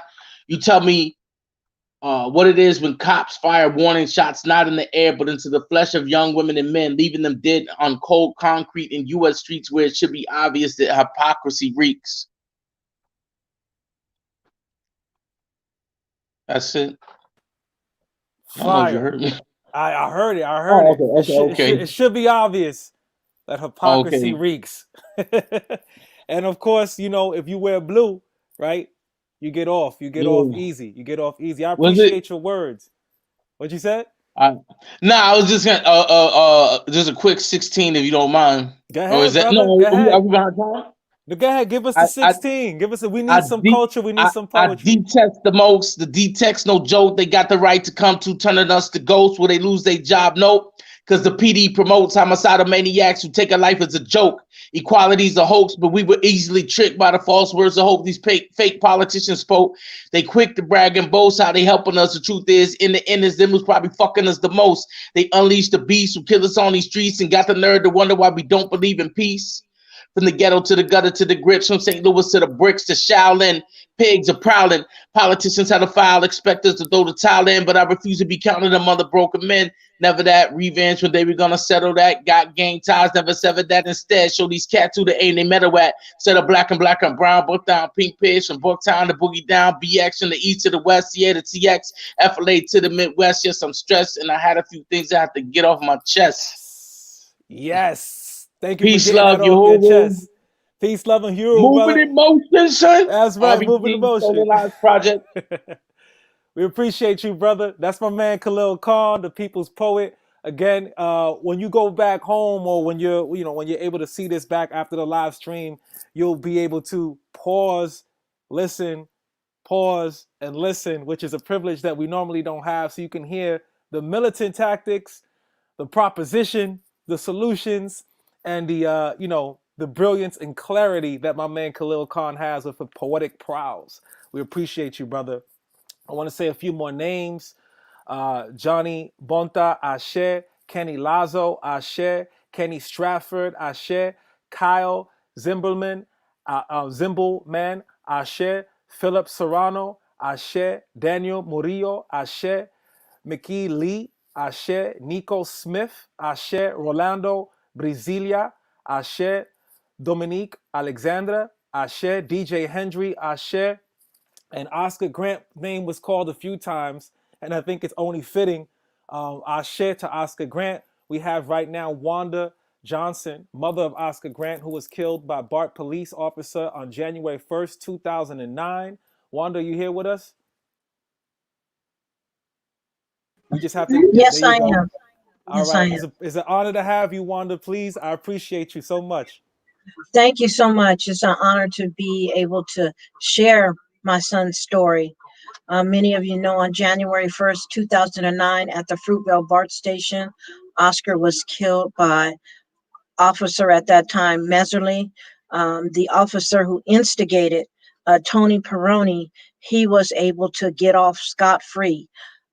This year, the district attorney reopened the case and is investigating his behavior now. And we are going to be sending a petition out to ask people to sign because we want that officer charged. Right now, they're trying to say some of the statute of limitations has passed, but we denounce that. We say that he should be charged with felony murder. Oscar was coming from San Francisco from watching the fireworks and was instructed by Officer Peroni to get off of the train. And he had several other young men of Oscar's friends get off of the train. And as Oscar got off the train, the officer, Tony Peroni, hit Oscar. And not only did he hit Oscar, he kicked Oscar. And not only did he kick Oscar, but he used racial epithets toward my son, Oscar, only because my son saw that his friend was being treated unjustly. And he said that he wanted to talk to somebody in charge. The officer didn't like that. And so Oscar ended up losing his life. But my family and I, we will never stop fighting. We will never stop working with other families trying to get justice for their families as well. Oscar's, the officer being convicted in California, it was the first time in California history that an officer had been charged with anything. And we know what he was charged with was hardly nothing. And so we're fighting to make sure other families who go through the same situation that we have gone through, that the officer is held accountable for his actions.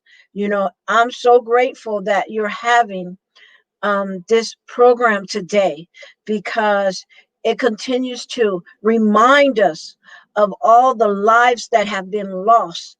And what it should do with each of us on this, watching this session, it should put a fire in us to want to see a change take place, to want to fight for equal rights, to want to fight to end the police violence that's happening to our people so much. And so, again, I'm just honored to be on the session today, watching and just offering my condolences to those families that have already went and spoke before me and that will speak after me, and to those who are not even on the not even on the program speaking. I just want to offer my condolences and know that you can reach out to California, www.oscargrantfoundation.org, and we will assist you with getting victory for your family, because no family deserves what some of our families have received. And we as a people have to come together and fight, even when we don't feel like fighting, because scripture tells us that the race isn't given to the swift nor to the strong, but to the one who endures till the end. And so we have to endure as a people together to ensure laws are changed, to ensure police are held accountable, and to ensure that this does not continue. And so if you have not watched Fruitvale Station, watch Fruitvale Station, because that movie depicts what happened with my son. And so, again, I just want to thank you and know that the Oscar Grant Foundation is supporting and here to assist families who need assistance. God bless you and thank you. God Ashe. bless you. But before you leave, we have one strong mother to another strong mother. We would like to call in again Juanita Young, the mother of Malcolm Ferguson. We introduced her earlier. She started off the actual ceremony today. I'm pretty sure you're familiar with Juanita Young, and I know Juanita Young's familiar with you. So I like to introduce y'all here on this platform so she can officially induct you in the Stolen Lives Project. Thank you so much. Juanita, you're on mute. We need to get you off mute.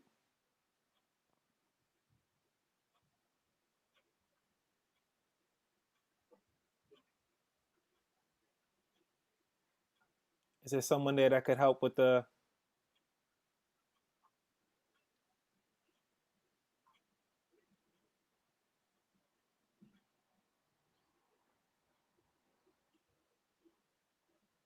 Could you tell us the name again of this petition and the actions that you're doing for Oscar while we're waiting for So, Juanita? yes, so the district attorney just opened the case, and so we're writing a petition to be signed by the community of people, because it was the community that helped us to get the officer convicted.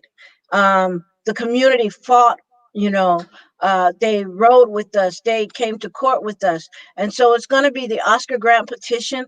We have not put it up yet in change.org and some of the other organizations, but we plan on getting it up this week. So please be on the lookout and sign an agreement that you feel that the officer should be charged, because that's what we want. We want the officer who instigated the whole situation to be charged. He should have been charged when it first happened, but he wasn't charged because they said they wanted to use him as a witness. Now that the district attorney is opening up the case, we want to force the district attorney to charge, and her name is Nancy O'Malley. We want to force her to charge the officer who instigated the situation, and not only charge, because it's easy to give a charge, but we want a conviction. Mm-hmm. Thank you so much for that clarity. I think Juanita is back on. Juanita, could you say a few words? Okay, do you hear me now? All right, there you go. Yep, we can hear you loud and clear. Okay. Hi, Wanda, long time no see. I I remember know. you was out for Oscar's trial. Mm-hmm. And Nicholas and myself stood out there for about a week, listening to the Mm-hmm. testimony Mm-hmm. people and watching the movie. Mm-hmm.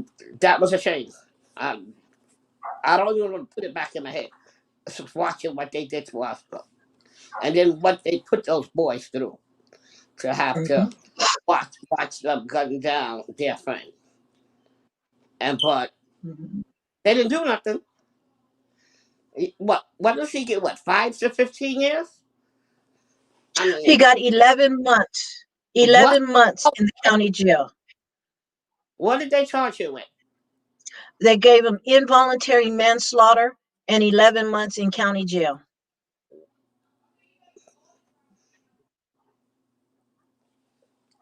Yes, Wanda, you're right. We need to get back on them harder than ever. Because how these cops is getting away with murder today, I mean, over 15,000 people been killed in New York alone, and the year ain't finished. Because of this pandemic, what are they doing? Taking advantage. If the cops are not killing us, we killing ourselves. Mhm. So where's the problem? My problem is the cops. And every time I think about, no, not again. I hate for somebody to knock on my door or pick up the phone, what I might hear. In the 20 years I've been out here, helping and supporting families.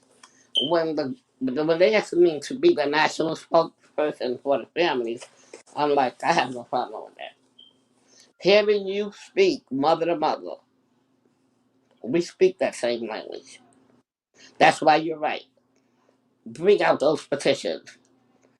Bring out as many as we could to let them know we tired of this.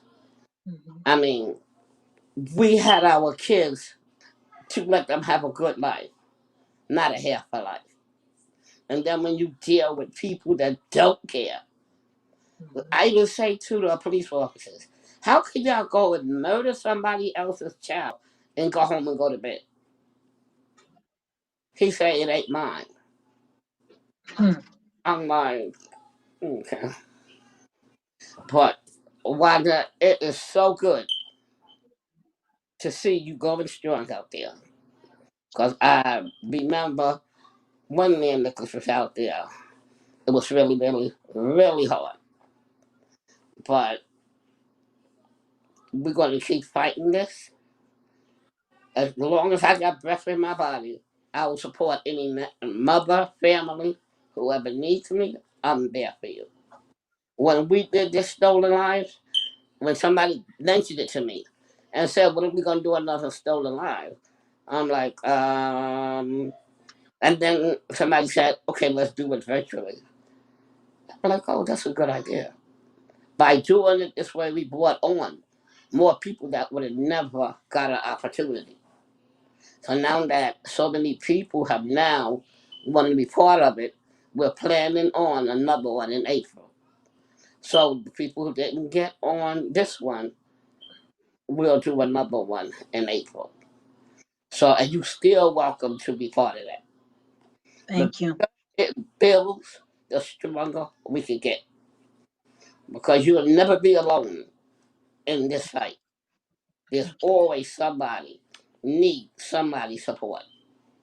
So you remember that if times get hard, pick up the phone. You're welcome to call me or talk about it. Thank you. But it's a Thank good you. honor seeing you again. Thank you so much. I definitely am grateful for the certificate.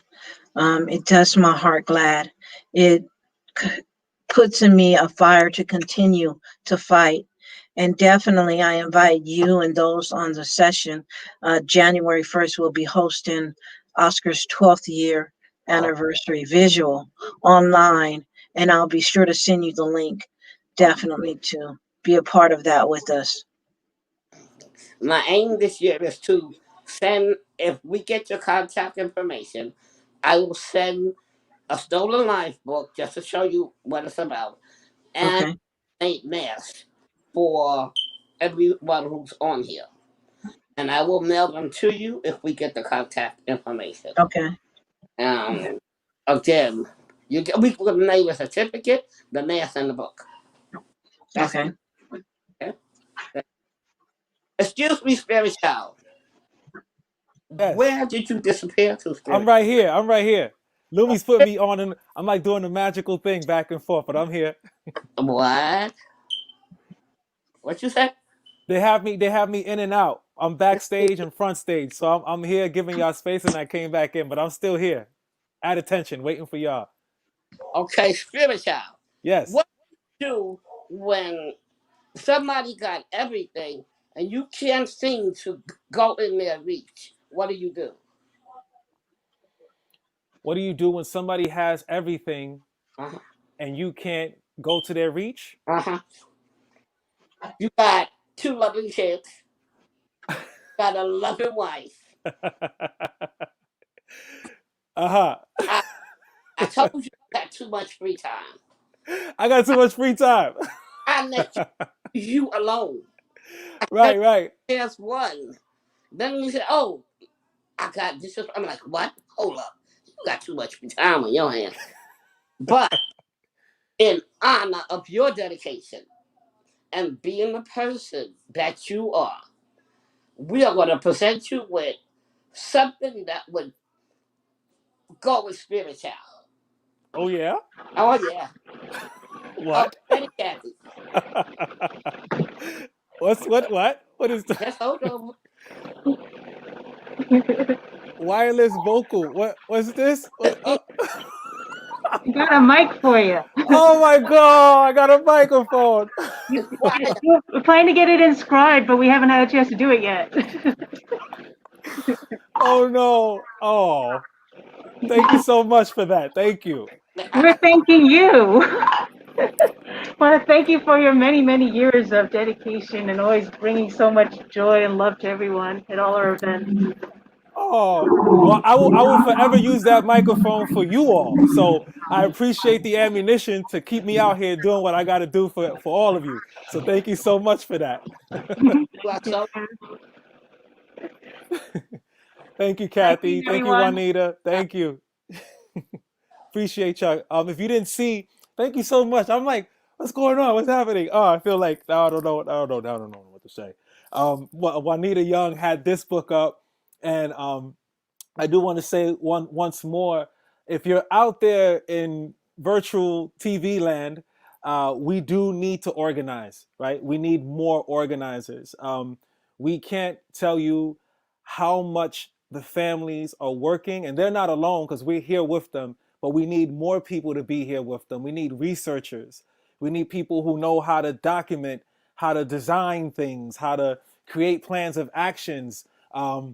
We also need financial support. As you know, Juanita Young mentioned that Nicholas Hayward Sr. and her went out to California. And that's something that, this other pandemic has not allowed us to move and travel. But one of the many things I appreciate about the Stolen Lives Project is that they were physically going out to locations where other family members lost their lives before we had this virtual world and going there to their city, studying, holding, and being with them. And for that, even for that reason alone, you need to give your money. We don't have a money pitch here. I'm going to try to create one creatively. Maybe Lumi can help me out. We do have an October 22nd Coalition band camp in which DJ Oja, back in the days, we put a project together with some movement and motion comrades, and we put some music for the families and some things. So we're asking you to go onto that page and donate. It's a little old because we can't update it. We don't have the password and all that, but that's fine. The PayPal account still goes to the family. So please support. You could put $20, $2 for an album to get some culture, and that money is not just for the production because the production is done. Everybody did it as a labor of love. Thank you so much, Lumi, and a labor of revolution and liberation. So what we want you to do is go onto that Bandcamp page, buy some music. I think that's the only thing there. And those of you who know how to do websites, Kathy is working so hard, and we can use people who can do the IG, the whatever other G's and FBs and Facebooks and all that stuff. We really do need your help. So you can be somebody who just has a lot of free time, and maybe you just want to help out technically, and design or create flyers or graphic or anything that you can do will be really, really appreciated. So thank you so much. And I'm still a little giddy about that microphone. I haven't worked with my wireless. I'm usually like, but now I'll get the wireless and get the power of the wireless so I could be in the streets and running around with no wires. So thank you so much. You don't need no wires. I want to introduce right now.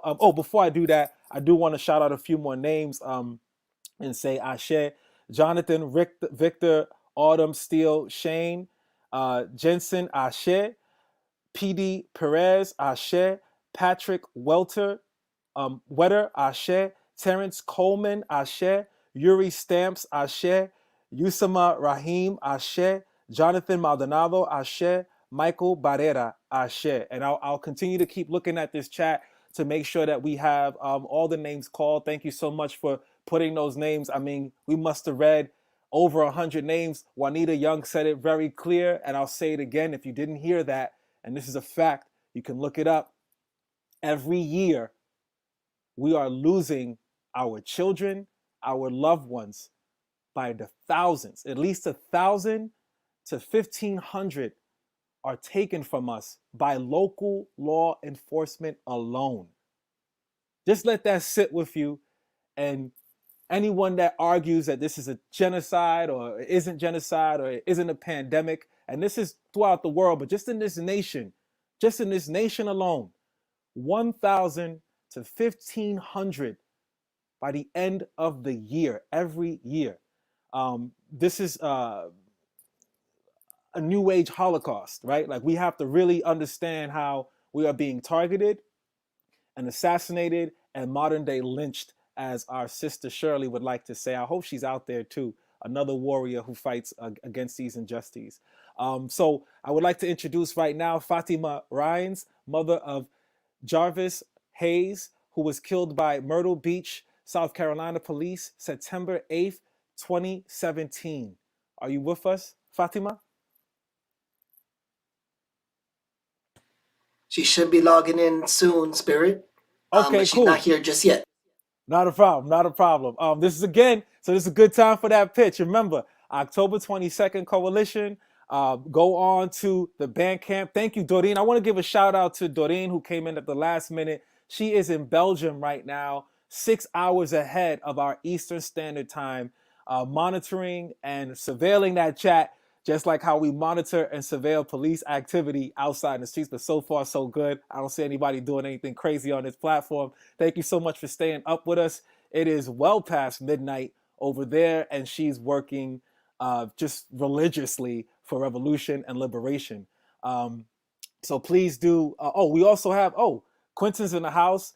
Nicholas' son is here. Hopefully he will have a platform, maybe somehow to speak and share some words with us on his father. And he's constantly out there. He's also an MC too. I want to hear some more music from you, brother. And Fierce Warrior out there for the battle. And we are here for you and for your father. And we'll continue to fight for justice for Nicholas Hayward Jr. You know who we are, you know what we do, and we're around. So right now, I believe if Fatima's not on, I could move forward with Carl Dix. So what I'll there it is. There it is. All right, Carl Dix. Here. So Carl Dix, right on cue. Co-founder of the October 22nd Coalition, spokesperson for the Revolutionary Communist Party USA. He'll be presenting a certificate. If you have not heard this brother out in the streets from here, Minneapolis, wherever there's an injustice against police brutality, Carl Dix is on the front line speaking truth to power, not only speaking truth, but also giving you alternatives and telling you that the only solution is revolution. Carl Dix, nice to have you here with us, brother. Yeah. Thank you all for putting this together, and very necessary. I'm going to have a few words to say on that. Let me just say this. For those of you who haven't heard me or haven't heard enough of me and want to hear some more, go to the website revcom.us. You will be able to find my writings. You'll be able to find some speeches, and you might even find an interview or two that I did. either where I was being interviewed, like at allhiphop.com on the rappers who was getting down with Donald Trump, or where I was interviewing somebody, because I did an interview with Chuck D that is also available on that revcom.us website and the Revolution Nothing Less show on YouTube. But today, we're talking about the Stolen Lives Project. And this is something that is near and dear to my heart. We began this project in 1997, and the book that Juanita held up, the Stolen Lives book, came out in 1998. This was right at the beginning of the October 22nd Coalition, which we began in 1996. And look, I got to give credit where credit is due. The idea for Stolen Lives came from the award-winning Puerto Rican poet Luis Reyes Rivera. And if you don't know who he is, this brother has passed away. He is with our respected elders. Look him up, because this is somebody you should know something about. You should learn about him, and go online and look up some of his work, because you need to hear his voice. But when we were starting October 22nd, he told us that we needed to publish a list of all the people killed by the police, so that people could get up off of this talk about, well, it's isolated incidents, and see that it was widespread, that we were not hyping it up or BSing when we said this was a nationwide epidemic. So we took his idea and we turned it into a book with pictures of thousands of people killed by the police. The first edition of the book had 2,000 people in it. The second edition, 4,000. And now online, there's many more than that. We also had brief stories of people's lives and how their lives had been stolen by the pigs. And see, in doing this, my approach was to bring out to people this horror and build resistance to it, and at the same time to bring out to them that this horror was being caused by the very system that we're living under, the capitalist imperialist system, and that the solution to this and the other horrors that people faced here and around the world was revolution, nothing less. In other words, I was fighting the power and transforming the people for revolution. That's how I was approaching it. But we united with family members, youth and students, activists, some journalists, some people in the arts like Luis Reyes Rivera, who are all coming from their perspective, but saw the importance of documenting the reality of murder by police and how widespread it was. And they saw something else. They saw the importance of humanizing these victims of brutal murdering police, as well as memorializing them. I want to give a shout out to Andre Smith, because she's one of the family members, the mother of Justin Smith, who was murdered by police in Oklahoma. And she did a lot of work on the initial edition of the Stolen Lives book. So I want to call that sister out. Now, this was part of building a mass visible movement of resistance to police getting away with murder, and a movement that provided a platform for those whose lives have been devastated by the pigs stealing the lives of their loved ones, the Stolen Lives family. The movement also brought together people from different backgrounds, different races and nationalities, to have the backs of these Stolen Lives families, to stand with them against this terror. Now, this is important that we did this, but it ain't just a history lesson here. We got to keep doing this. I mean, earlier this year, the world saw a massive, powerful, and beautiful outpouring of people who were responding to the foul murder of George Floyd. People saw this pig with his knee on George Floyd's neck for almost 9 minutes, and it spurred them to come out and call for justice for George Floyd, but also to call for an end to murder by police and an end to white supremacy. And I think that the work that we began more than 20 years ago contributed to the basis for this to happen, and so many different kinds of people to take up this call. It also underscores the need to keep doing it, build resistance to police terror, and humanizing and memorializing the stolen lives. We got to keep this going, because several of the people, I remember Diane, the sister of Kevin Sibelius, talking about, we still up against this. The police still kill hundreds, more than 1,000 people every year.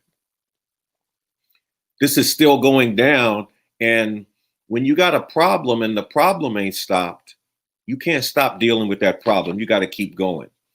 Now, there's a lot of people who are looking at this as a time when they hope that things will go back to normal. You know, like, okay, Trump got voted out. He's slowly coming around to reality. It looks like he's actually going to leave the White House and things will go back to normal. Can't look at things that way. Look, it's good that Trump lost and could soon be gone from the political scene in 7 weeks, because he was the head of a fascist movement, one that aimed to close down the space to stand up and protest the horrors that this system brought down. Because Trump was the head of a fascist movement that aimed not only to intensify these horrors, but to close down the space, as I said, to stand up and protest it. So it's good that he's gone, because it would be much, much harder to make any progressive changes, including making revolution, which, as I have said, is needed to end all the horrors the system brings down on people once and for all. So it was good that his ass is going out. We got to stay on the case and be vigilant, because he's still trying to turn the thing over. He's calling state governors and legislatures as we speak to try to get them to try to overturn this election. And I do want to plug one thing, because Refuse Fascism, an organization that I co-initiated, is doing a series of forums, and the next one is going to come up on Tuesday, December 8th at 8 p.m. We're going to go into the question of, what does it mean that 74 million people voted for Trump? Because they were embracing white supremacy. They were embracing women hating. They were embracing demonizing, criminalizing, and attacking immigrants, attacking Muslims, destroying the environment, targeting LGBTQ people. What does it mean that so many people in this country got behind that, got with that, and got down with that? I ain't surprised, because I know white supremacy is right in the fabric of this system. But we got to talk about what that means and how to go forward on that. So check out that forum, Tuesday, December 8th at 8 p.m. Go to the website, refusefascism.org, to get with that. But let's be for real. Going back to normal ain't what you need to do, because pre-Trump normal was no damn good. Police were murdering and brutalizing people pre-Trump. 2.3 million people were being mass incarcerated pre-Trump. That ain't ended. It kept going through Trump, and the Democrats will keep it going. Biden and Harris ain't going to end these horrors. Whoever's been in the White House has presided over these horrors. So we got to continue the struggle. We got to step up the resistance to police terror, to mass incarceration, to state-sponsored repression, and all the rest. Attacks on immigrants. And like I said, this will keep going on unless and until we make revolution to get rid of it. And whether you're with me on revolution or not, we got to stand up and fight for justice. Because if you sit back, lay down, and let them attack people, they're going to keep doing it. They're going to escalate it. And like Gil Scott-Heron said decades ago, if you let injustice surround your house, in a minute, it's going to be on your lawn and in your living room. So don't wait for that to happen. That's what I wanted to say, to give people some background on this. And I want to do certificates to 2 families I think I'm supposed to speak to. And I'm going to do it in chronological order. I'm going to begin with Shahid Vassal, who was murdered by police in Crown Heights, neighborhood of Brooklyn, on April 4th, 2018. Shaheed was a brother who was well known in this Crown Heights neighborhood that he lived in. People loved him. They knew him as somebody that they could go to if they had an odd job that they wanted done or they needed help dealing with something. They could go to Shaheed. They could rely on him. Well, the police, undercover police, gunned him down on that day. They got 911 calls saying that somebody had something that was a gun or looked like a gun, and they rolled in 5 deep, did not look at Shaheed, did not respect the fact that all kinds of people were around and none of them were running for their lives, so they wasn't afraid of Shaheed. They just rolled in and blew the brother away. I was a part of the demonstrations that happened in the wake of his murder. None of those police have been at all in any way held accountable for that or punished for this crime. We, in the October 22nd Coalition and part of the Stolen Lives Project, want to humanize Shaheed, because when they killed him, then you got the justifications for it. Oh, he was running around threatening people's lives. He was this, he was that. This was a human being. This was a beautiful brother, somebody who was loved by his friends, neighbors, family. And we want to memorialize him with this certificate. I don't know if there's a family member to receive it and speak on it, but I wanted to do that. And let me know whether I should go to the other family or you bringing somebody in for this, a family member in for this. Peace, Carl. So Eric is not Shahid's father is not here right now, but Sammy is for Alan Feliz. Oh, okay. So I'll move on to Alan Feliz. Alan Feliz was murdered by Officer Rivera on October 17th, 2019. Alan was driving a car and the cops stopped him. 3 cops stopped him because they claim he did not have a seatbelt on. Think about this. The violation was not having a seatbelt.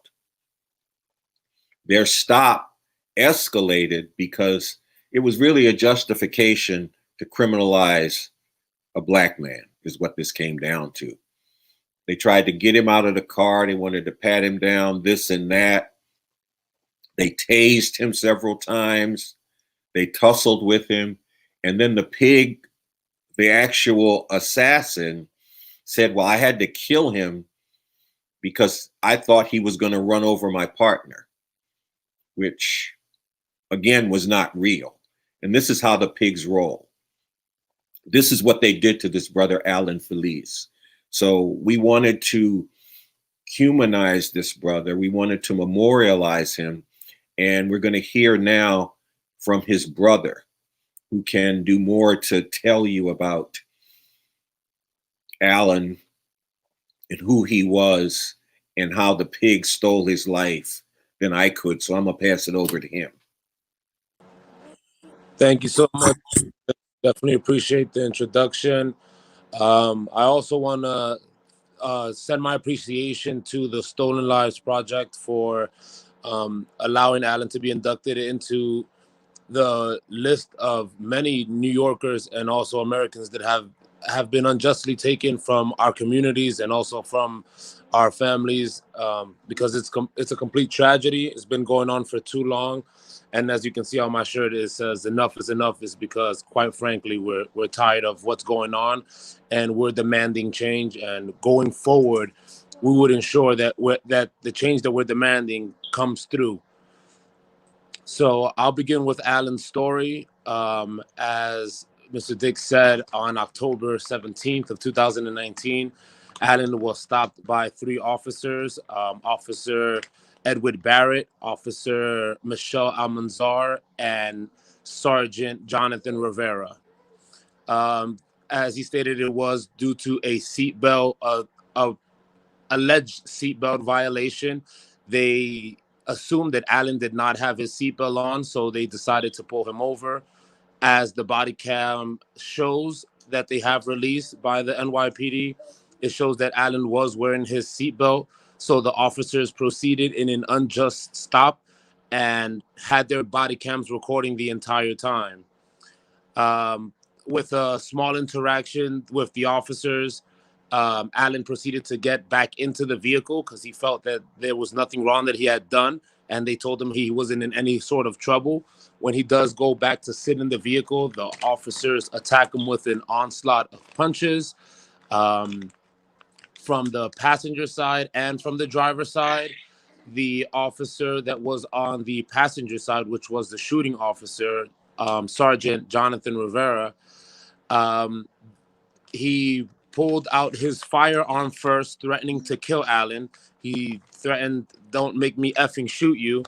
Then he reholstered his pistol, then pulled out his taser, tased Alan twice, in which he claimed and said that it was not functional. But in the body cam videos, we can clearly see that Alan is in agony, screaming for pain because he is being shocked, and he is held without control of his body because of the shot going through him, as he's also getting punched in the face by the officer that is on the driver's side. Oh, I'm sorry, by the officer on the driver's side. Once the officer deploys his taser and he feels that that wasn't enough, he then proceeds to use the taser itself as a force of weapon and bash Alan on the head as the other officer continues to his onslaught of punches. The car at one point jerks forward and back, or back then forward, in which it causes the officer that is on Alan's side, the driver's side, to stumble for a brief moment from the vehicle, but then he runs back to the driver's side door, in which one fatal shot is taken to Alan's chest. As Mr. Dix said, the excuse or the reasoning behind the shooting of Alan was that Sergeant Jonathan Rivera felt that his officer or his fellow officer's life was in danger. He felt like he was currently under the vehicle, and that with the car jerking forward and back, that his officer's life was at risk. So he decided to use lethal force to stop Alan at that moment. Alan, at this point in time, was half a block from Mount Fury Hospital. So the officers weren't trying to maim or de-escalate the situation. They were shooting to kill. That was the whole mentality behind their unjust stop, was to take this person's life. As I heard other people share their stories, the treatment that the NYPD has on its civilians is very similar, and how they treat their cases is very similar. And there's patterns that show throughout every instances. As the Root family stated, that body cams just so happily go off before the shot is fired. This also happens in Alan's case, where the body cam is shut off seconds before the shot is taken, and no reasoning, no voices, or nothing was given on regards to that happened. They just said it was a camera default, which we don't believe. After Alan was killed at 3 p.m. on October 17th, our family was not immediately notified. Our family wasn't reached out to. As a matter of fact, the police commissioner at the time, I believe he goes by the name of Monahan, he went live on the news and broke down the story of what happened of the incident. He's just stated that it was a perp who carried multiple amounts of drugs on him. So it made him sound like he was just a walking candy store of drugs, that he had priors, and all the information that they needed to justify Alan's killing and kind of sweep it under the rug, so no one will continue to dig into what happened to Alan at that time. When we retained our attorneys, we didn't get any information from anyone we were supposed to get reached out to by the Attorney General, which is Letitia James. Her office didn't reach out to us immediately. When we returned our attorney, he decided to hold a press conference for us so that way we can get Alan's story out there so they can know that we're going to fight for Justin in Alan's name. And once we scheduled the press conference, the Attorney General decided to schedule her conference with us on the same day and demanded that we meet with them first. During this meeting, they told us what was going to happen, how the investigation would take place, and as well as asking us as a family to remain from the media so that way they can do a thorough investigation without any interruption and people disturbing their offices about what was going on. And then once we decided to not going out to the media and reaching out to people, we decided that with us witnessing months and months of the same pattern going on, we saw what happened to George Floyd. We also saw what happened to Breonna Taylor, and we were distraught. It was another form of PTSD, and we felt that enough was enough. And we decided to go out and join and march and protest and get Alan's name out there and ensure that we can do everything in our power to transform the current system that we live in. We need to transform traffic safety because officers shouldn't be threatening nor taking community members' lives because of a warrant that you had from 2013, which was the case of what happened with Alan. And we need to make sure that the entire system is transformed, not just on one side, but on every single stage, and as well as holding these officers accountable for their actions, because since Alan's demise, none of these officers have been held responsible for their actions. We're currently demanding for the police commissioner, Dermot O'Shea, and also the mayor, de Blasio, to go ahead and fire these officers. Just with the report that we have on their treatment of Alan, it clearly indicates that these officers should not be on the field and serving our communities because they're putting our community members at risk. And even through the entire protesting stages, I've had to deal with these officers being present at protests that I've attended with my children. And that is the eerie feeling, knowing that the person who killed your brother is at the same protest as you're uplifting his name. They're there trying to supposedly protect the community. My brother leaves behind, at the time of Alan's murder, he was 6 months. Currently, he's a year and a half.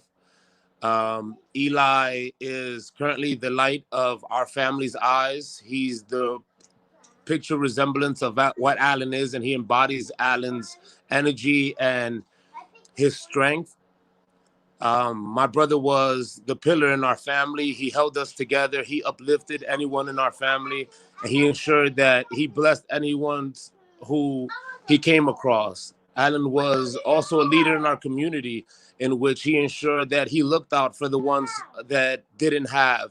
If there was one of our friends who was currently without funds or currently are going without food to eat, Alan would be there to look out. He'll take the clothes off of his back to go ahead and ensure that that person is dressed. So it's just a staple of our community that was lost. So I'm making sure that I fill these big shoes that I've been left. I'm making sure that I provide for the family as much as I can. We're currently holding vigils for Alan and also people in New York in our communities. So that way we can ensure that we continue to say these victims' names and uplift each other as families that are going through similar issues. We need to be there for each other. So I provide my platform to anyone who's on here listening, whether you're a victim's family member or you're just a friend and you're listening and you're trying to find the next step on how to help out. I'm here for you. We should all be here for each other. So I once again, I thank the Stolen Lives Project for accepting us in. And we're going to do everything that we can on our side to change our community and continue to uplift each other and make sure that we get these laws changed, because the work is only beginning and it's a long road for change. So we hope that everyone who's watching sticks with us, supports. Like Spirit Child said, it takes a lot to keep the revolution alive. It takes financial support. It takes people on scene. We need digital. We need people who are computer savvy. We need anyone who's willing and able to help out, to come out and help. And we're truly grateful and thankful for everyone who's out here listening. And I share to all the names that have been said, and my condolences to all the family previous to me, and as well they are following me next. I'm here in spirit, and if you need me, please feel free to reach out. Thank you. We appreciate you, brother. I had the pleasure to hear you speak. You are so clear, and so committed. You know, and I could see that you're a father that mothers, because I could see your multitasking tentacles happening while you're still articulating the struggle and talking about what needs to happen. I can hear the children, and that's a beautiful thing. That you're there holding it down, and you are filling those shoes, man. Like you're doing it. You know. And we are what we have, and we have to be here for each other. And I really appreciate your clarity. I really do. And I see you out in the streets, so we out there with you. You know, we're going to be out there with you December 9th. Sammy was talking about this digital virtual vigil that's going to be held. I appreciate you for organizing that. I think it's from 6 to 7. I saw the flyer come across a few times. Lumi had put it up, and we'll make sure we put some stuff in the chat. And salute to you and the family, and keep doing what you do and calling us when you need us, and we here for you, fam. Man, thank you so much, Spirit. I had the pleasure to see you as well. You do your thing. Man, they gave that mic to the right one, so you're going to set that on fire. I hope you fire extinguisher next to that mic, brother. So I'm here to support everyone. Please feel free to reach out. You can follow me on @JusticeForAllen on Instagram. That's where we have all of our information, online petitions, forms of helping out the family. So once again, I appreciate everybody, and Ashe, and thank you once again, Spirit Child. All right, peace. Ashe. Thank you so much, Sammy. Appreciate you. I do want to call a few more names out before we go. Ingrid, thank you so much for also putting it on the YouTube chat. Sissy Adams, Ashe. Bilal Deshaun Colbert, Ashe. Staten L. Crew, Ashe. Dawad Culver, Ashe. Danette Strawberry Daniels, Ashe. Barry E. Deloach, Senior, Ashe. Earl Fashion, Ashe. Basir Farrell, Ashe. Brian Fillmore, Ashe. Russell Jones, Ashe. Moshawan Leach, Ashe. Warren Lee, Ashe. Tasha Macy and her baby she was carrying, Ashe. Ashe. Rashid Fuquan Moore, Ashe. Shakan Nance, Ashe. Michael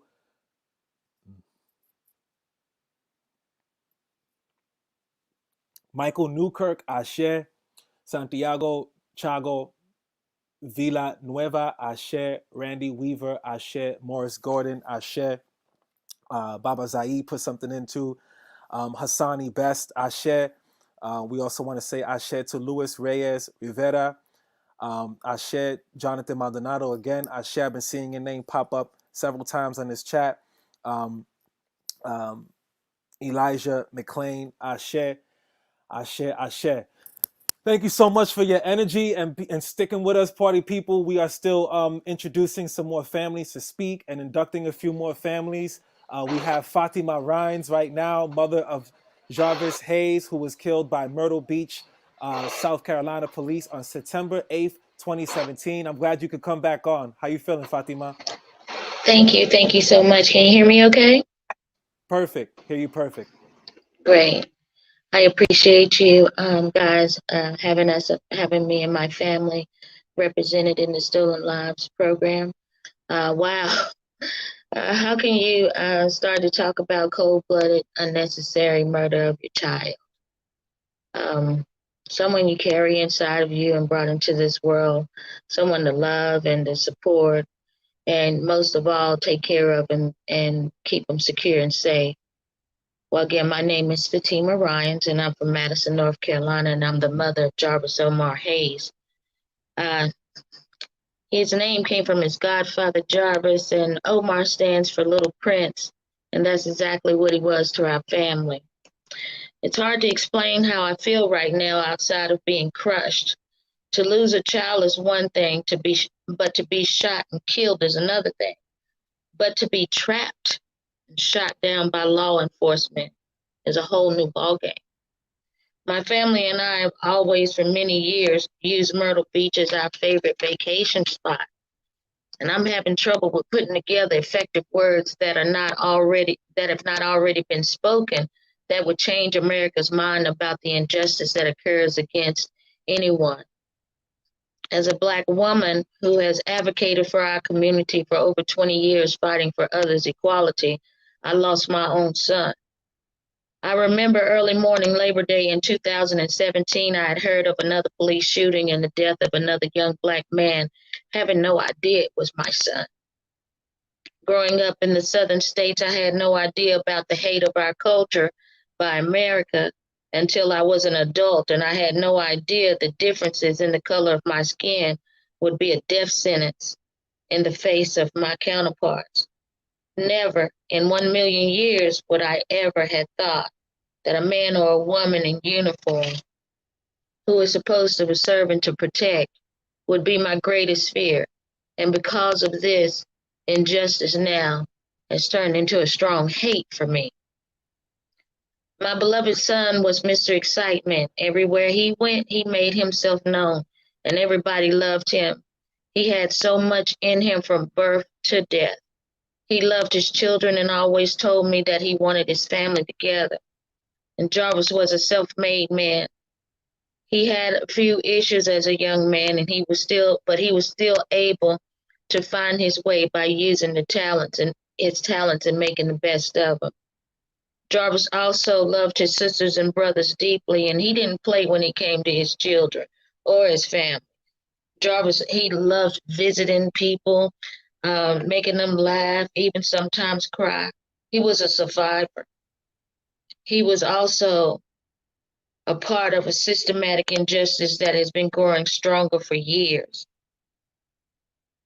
And until then, until all people see the injustice that is occurring and how they see us as people and our lives being of value, this injustice is going to continue to grow. I'm crushed, I'm devastated, I'm shocked that the actions of 4 Myrtle Beach police officers who felt that they needed to shoot an unarmed man with visible hands over 30 times, and one officer reloaded and continued to fire. I don't see how an officer with an AK-47 can stand beside of my son's car and shoot inside of that car and plead for qualified immunity. See, that's where the problem lies with Black lives. When you've been shot by a cop that many times and you're trying to claim he used his vehicle as a weapon, 1,000 times over, many ways they could have used a different avenue, even if it was the truth that he was trying to use his car as a weapon, which it was. They killed our whole family. Their actions were outrageous. And because you didn't hear all of us mothers previously, from Trayvon Martin to my son, Mr. George Floyd is now gone. There's nothing that I can say that is going to bring my son back to me. But what I do need to say is that it's not all cops. It is those selected ones who have infiltrated our police force system and have brutalized our young Black men and women, brown, and destroyed total families. And they get to turn around and go back home to their family and to their children and look at them and hug them and hold them and protect them. But they see that there's no need for a mother like me to feel the same way that they do and have the same rights as they had. We have used Myrtle Beach for 20-some years. We know Myrtle Beach like the back of our hands. Anyone who goes down North Ocean Boulevard, know that when you make a turn into one of those hotels, there's only a one-way in and a one-way out. If you have a full parking lot and the police has blocked the exit, he's trapped, and you shot him over 30 times. And he's trying to crawl out of the passenger side of the car, and you're still shooting him. If that isn't a terroristic killing, I'm not here today. These officers are destroying Black lives in a major way. And if people don't see us as human and don't realize that we have feelings just like they do, this will continue on. But we're going to fight back. We cannot allow, after 400 some years of being in the southern states of North Carolina and South Carolina, which are the origins of the slaves, we cannot continue to allow these people to think that they can walk all over top of us and destroy our lives just because of privilege. We have dedicated ourselves to learning their ways. We have provided for their families. We have our ancestors and generations of ancestors have slaved and broken backs to make sure that the privileged are able to sit in their homes and feel at peace and be able to pay their bills while we are sitting up here taking care of their families, taking care of their homes, taking care of the hard part, and yet still treated like disrespectful, less than dogs. You've got rules and regulations for dogs, whales, monkeys, all kind of stuff. But you can't find a rule and a regulation for finding the humanity in the Black man and the Black woman and any man of color that is being discriminated against by police enforcement. The FBI should automatically be reopening every single police case, police involved shooting case. They should automatically reopen them now because we've seen them kill a man on live television. Mr. George Floyd, I send my condolences to his family, but they're not the first family, and they haven't been the last family. It continues every day. And until America wakes up and see that we are human and that we are the productive citizens of society, and to start to treat us as human with equality and respect, we will never have a change. This world will be destroyed by selfishness, greed, and hatred. My son was the life of our family. 10 children. Every one of them loved him. We loved him. He had brothers and sisters. He had a family. He had a father who works on an oil rig. Me, a mother who works in trucking. He didn't come from nothing. And he walked around as a proud man because that's what we taught him. But because he was a Black man in a brand new Jaguar with 30-day tags, ridiculously pulled up on the sidewalk showing off, a security guard officer called the Myrtle Beach Police Department and stated that he was almost hit. Video shows that this security guard was walking towards the car. But when the light turned green, my son took off. But that wasn't good enough for that security guard. He had to call the Myrtle Beach Police Department. And the video shows him turning around and they're behind him. And he turns into a motel parking lot that is a one-way in and a one-way out, doing a 3-point turn and speaking to the officers.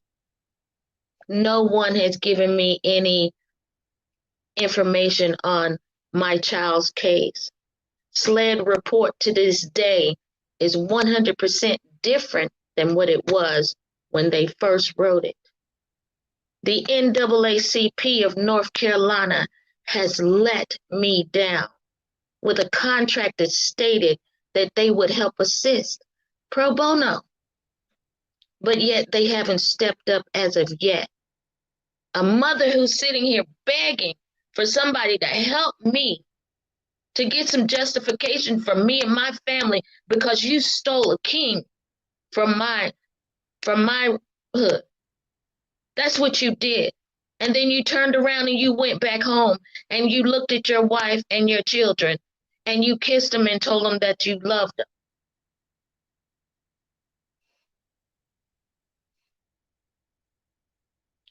I'm stunned. I'm stunned at how America looks at us like we don't matter. I went to school with you and you were my friend. And then all of a sudden you grew up and you saw me as distasteful and you saw me less than human. I'm appalled at America and the way that they think of us. Not one time can you actually give us any props for making sure that you're living on land that we cultivated, that our ancestors cultivated, that your children are allowed to go to these high prestigious colleges and schools and things like that and get an education while ours is sitting back taking care of their sisters and brothers because our mothers are out there taking care of your kids, your family, and you disrespect us and you look at us like that.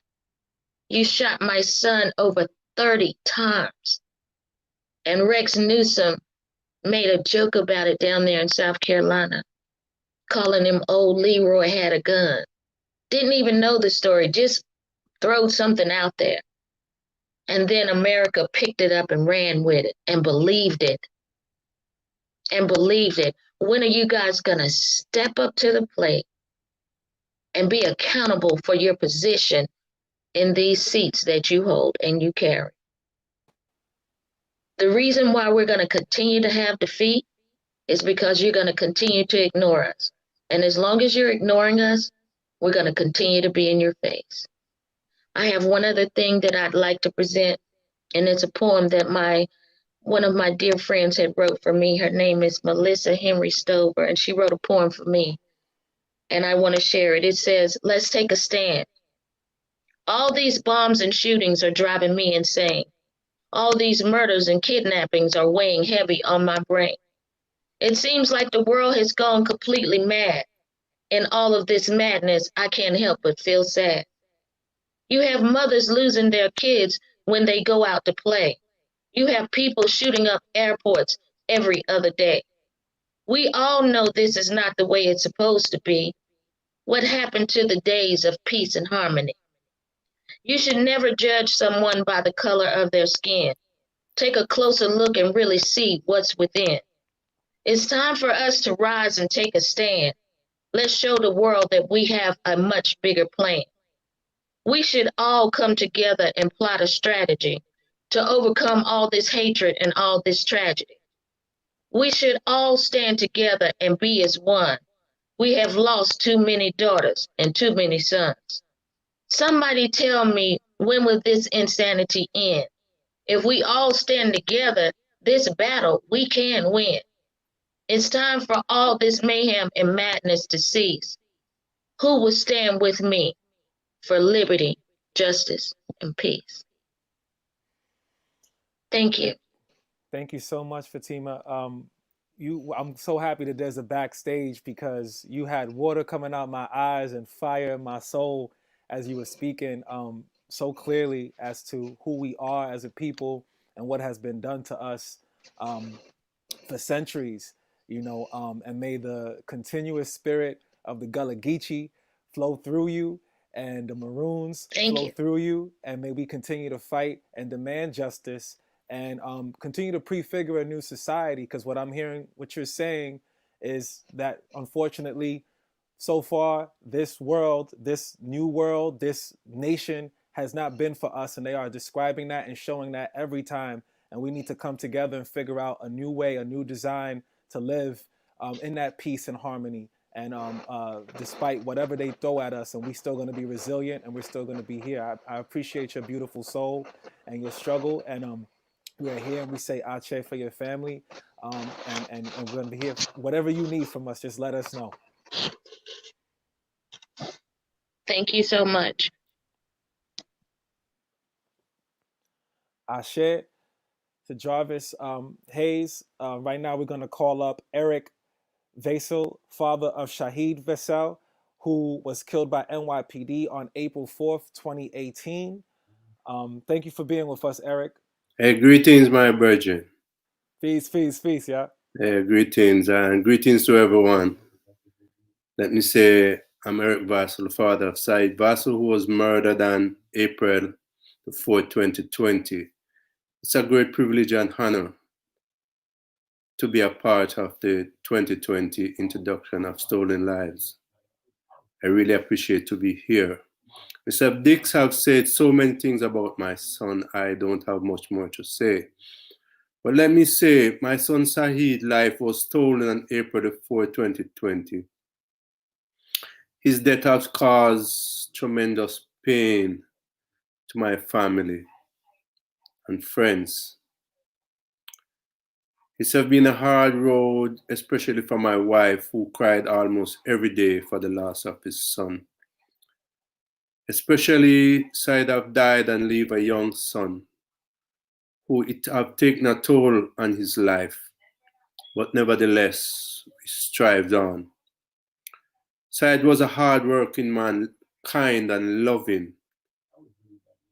But sometimes in his life, recently he came down with a bipolar problem. His life was stolen, that leave us grief and pain.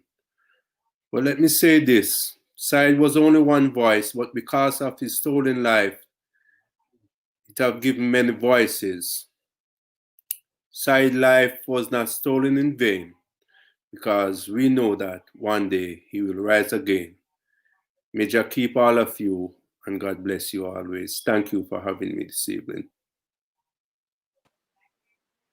Thank you so much. We appreciate you. Whatever you need, like we mentioned to all the families, any campaigns, any actions, any vigils, whether it's online or in the streets, please do let us know. Let Kathy, I know Kathy's been in touch with you, and we'll get the word out and do everything we can to support you. I must say thank to Kathy because she always there for me. Ashe, God bless. Ashe, God bless. Thank you so much, brother. I'd like to call up and just one more time, we just want to say Ashe to Sahid Vassel, and may he rise in power, and may there be justice for your son and for your family.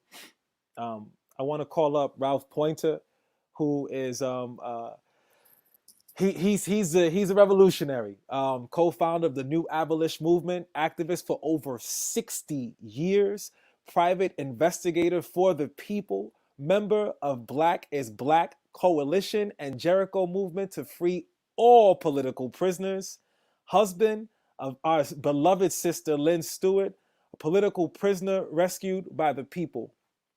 Please do give us the energy right there in virtual land. I feel like every time I'm in the presence of Ralph, he's gonna get your books out, write some of these notes down, and make sure you understand the words that are coming out, and you will not be dismayed. Thank you so much for joining us today, Ralph.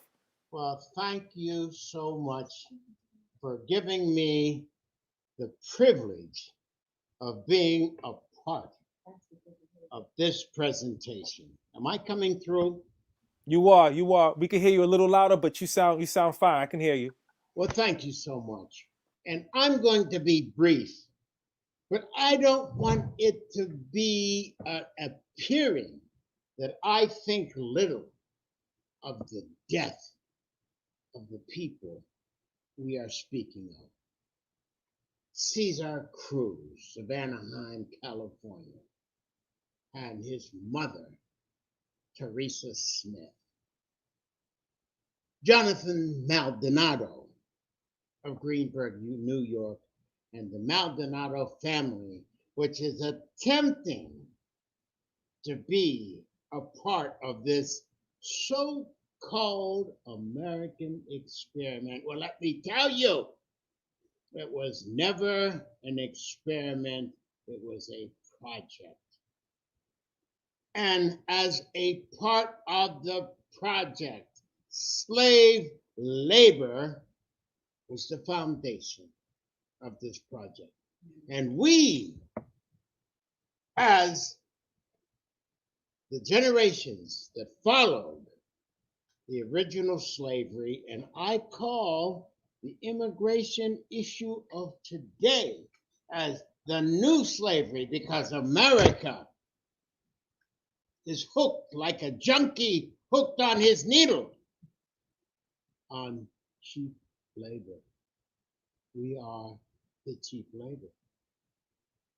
And I say to our family members, the personal tragedy that you are suffering is more than a personal tragedy. It is a political tragedy of our people. And the way this tragedy is played out is through terror. And we misname the Army of Occupation. We misnamed them as police because their duty, their objective is to terrorize us. And it doesn't matter whose name is there. The community knows who is to be terrorized by these serial killer policemen. Serial from day one. This is what they do. This is what their intention is. They do not care whose name it is, but we as a community recognize that they are something to be feared. Serial killers terrorizing a community is an army of occupation. And my dear brothers and sisters, I must thank Stolen Lives for, I call this, it has to be interpreted as a coming together, the recognition of this coming together is a triumph of the spirit. Triumph of the spirit of oppressed people over all of these years, and yet here we are. We are not pleading.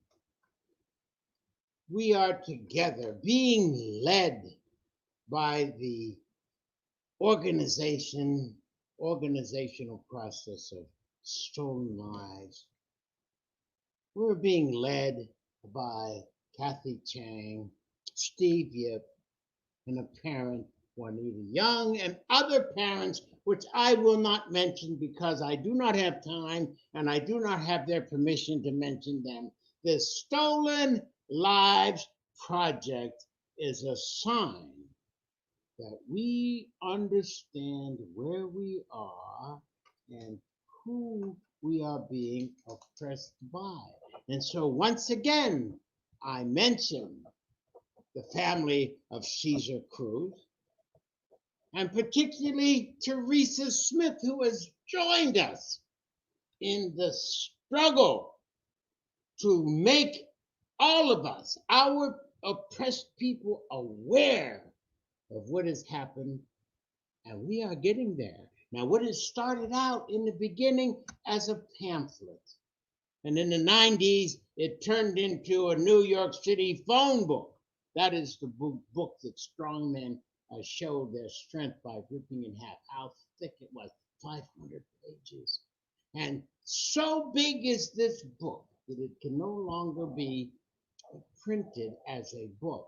It's editions, yearly editions of this book of death, this book of terror. And so I say to those who have been initiated without their permission into this project by the loss of the life of their family members, join us. allow us to join you. And as a member of a coalition of people, the Black is Back Coalition, the Political Prisoner Working Group. What does that mean? Political Prisoner Working Group. That is in support of our brothers and sisters who a long time ago recognized what the problem was and dealt with the solution. Armed struggle, Black Liberation Army, Black Panther Party, Weather Underground, Ohio Southern, etc. This movement of people to say no to this terror, to say, I resist on behalf of the people. And we emulated the finest movement in the history of humankind. That movement, that abolitionist movement of people from around the world, from different cultures, from different religions, different genders, different ages, who said, I will fight this injustice without fear of law, unjust law, and criminal institutions called government. This organization of people never, what would we say, never repeated this first organization of the abolition of slavery in America. This original organization, we are repeating. We are together saying no to the terror of an army of occupation in our community in the name of serve and protect.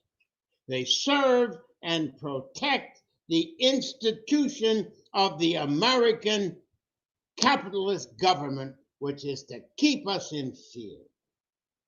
And as I say once again, to the family of Caesar Crew, of Jonathan Maldonado, join us. Allow us to join you in this Stolen Lives project, because it is a triumph of the spirit that we recognize what is being done to us, but we are not lying down taking it. And we must continue to support those brothers and sisters who saw what we were involved in many years ago and raised a fist. And as Shakespeare says, whether it is nobler to take up a fist against the arms of oppression. And the decision has been made. Therefore, we have political prisoners. They took up arms against oppression, and therefore, as Che Guevara says in Revolution, you win or you die. But we have choice here. Our brothers and sisters, the army who fought the army of occupation, are in the death camps. Let's stop this nonsense of prisons. They're in death camps being killed by lack of medical support. And now with this COVID-19, and I will not get into that at this moment as to where it began, what is the purpose of it, but I know we are all, as a people, in this struggle of survival. And our individual pain and suffering is not individual. We feel it as an individual. It is a group pain and suffering, and we must defeat it as a group. Join those who oppose this oppression. join, be proud to say, I am a member of Stolen Lives and I oppose this. It has nothing to do with what I have or what my children have been involved in. It has to do with the system that we are all involved in. My brothers and sisters, thank you for giving me this opportunity to partake with my dear brothers and sisters that I have known 20, 30 years. Kathy, Jane, Steve, Yip, all of those involved in this program. Thank you. Join us. Allow us to join you. We will be here and we will end the suppression with your participation in every level and help. Thank you again, brothers, sisters. Just so you, telling me there's something I'm missing. yeah, just so you know, Ralph, you will be presenting to Nancy Maldonado. She's here. Teresa is not here, but Nancy Maldonado is right here with us right now. Nancy Maldonado and Caesar, the friends of Jonathan Maldonado, and I know that your uncle was a part of the government. And so he is a part trying to be a good citizen. But that will not save any of us. Right. And thank you so much for being here, having the courage to step up and say, have been a victim, but a victim no longer, because I am joining an organization that recognizes victimization of our people, and I'm going to stand up and speak out about it. Nancy Adair Maldonado, thank you, and thank you for joining us. Thank you. Thank you for having me.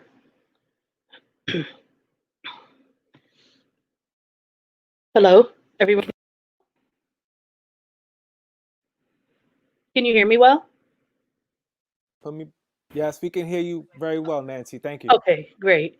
Just please forgive me. I've been sick the last week. Sadly, COVID took the best of me.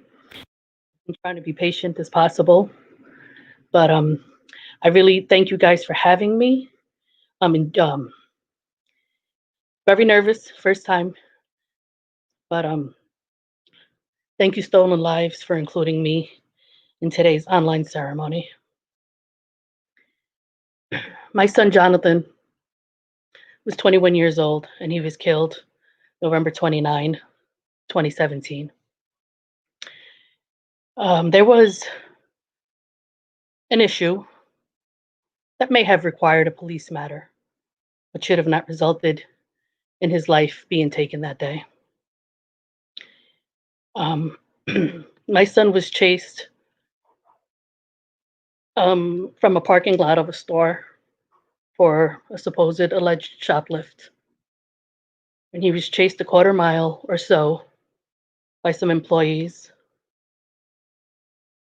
where he was tackled to the ground, and eventually police arrived. And they claimed that Jonathan was, resisting and fighting with the employees. But based on witnesses and reports, it's not true.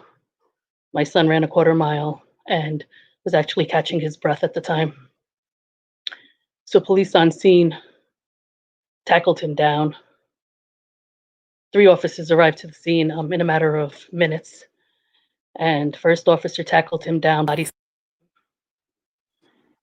officer arrived and was on top of him. And third officer, within seconds of arriving, lifted his shirt and tasered him twice in his back. They said my son had ingested or put something, and to be fearful and to be truthful and nothing to hide because everything's out there. They said my son put a drug in his mouth, and they said he put a drug in his mouth and his cause was due to drug intoxication. But that wasn't the cause of death. Westchester County medical examiners say cause of death, drugs. but our New York City medical examiner's report called it positional asphyxiation, respiratory distress, cardiac arrest due to the taser. I guess it's easier to blame drugs in this day and age than police misconduct. I'm broken, beyond broken, because this is a situation that should have not happened. My son was administered Narcan numerous times on the scene, but he wasn't given CPR. They administered multiple doses and nothing revived him. So to me, my son wasn't dying of an overdose. Whatever packets he had in his mouth were intact and recovered and never ingested into his system. So it's a fight. It's a fight. I've joined some groups. I do monthly vigils every 29th of the month at the location where he took his last breath. I had a rally shortly after the George Floyd incident, which woke me up and made me just imagine what my son's last moments were.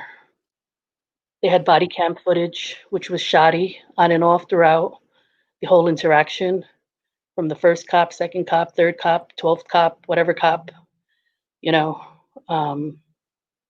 But I've joined with forces with Westchester Coalition of Police Reform. One of the co-founders, Kent Chamberlain Jr., whose father was killed 9 years ago in White Plains, New York. And recently we had a rally outside the White Plains courthouse back in June, July, and we called it Westchester County has its own George Floyd's. You know, we stand and get sympathetic for families all over the country, yet right here in our backyards, we need to fight for each other and stand with each other.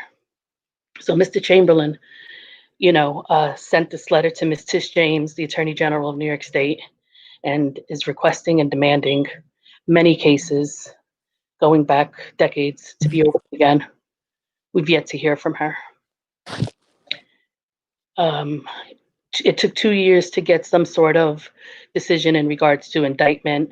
The New York State Attorney General's office had, in November of 17 all the way to October of 2019, they had 3 different attorney generals in that seat. So I guess it just kind of sat on a desk waiting for a while to sadly come back with a decision of a no indictment. But we are pursuing this in a civil matter, and hopefully we get a chance to reopen his case again.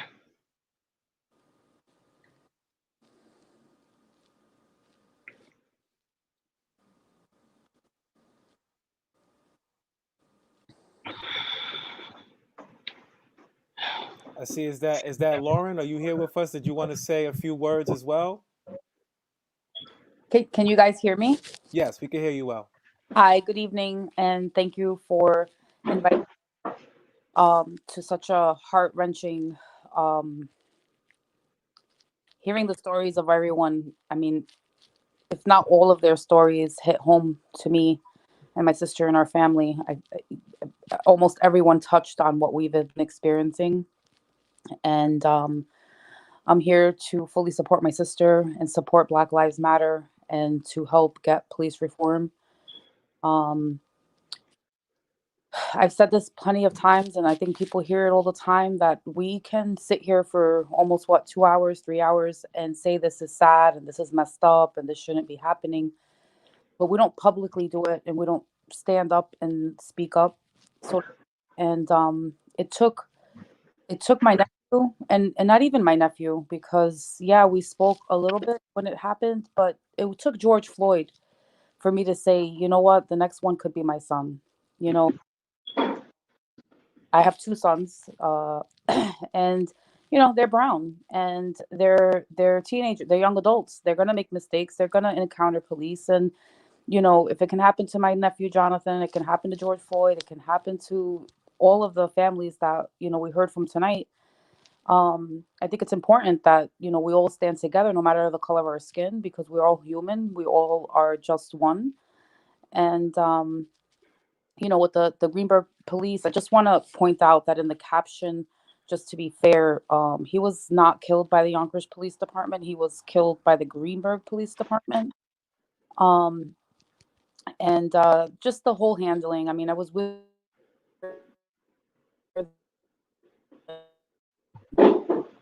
handled the way they covered up, the way they lied.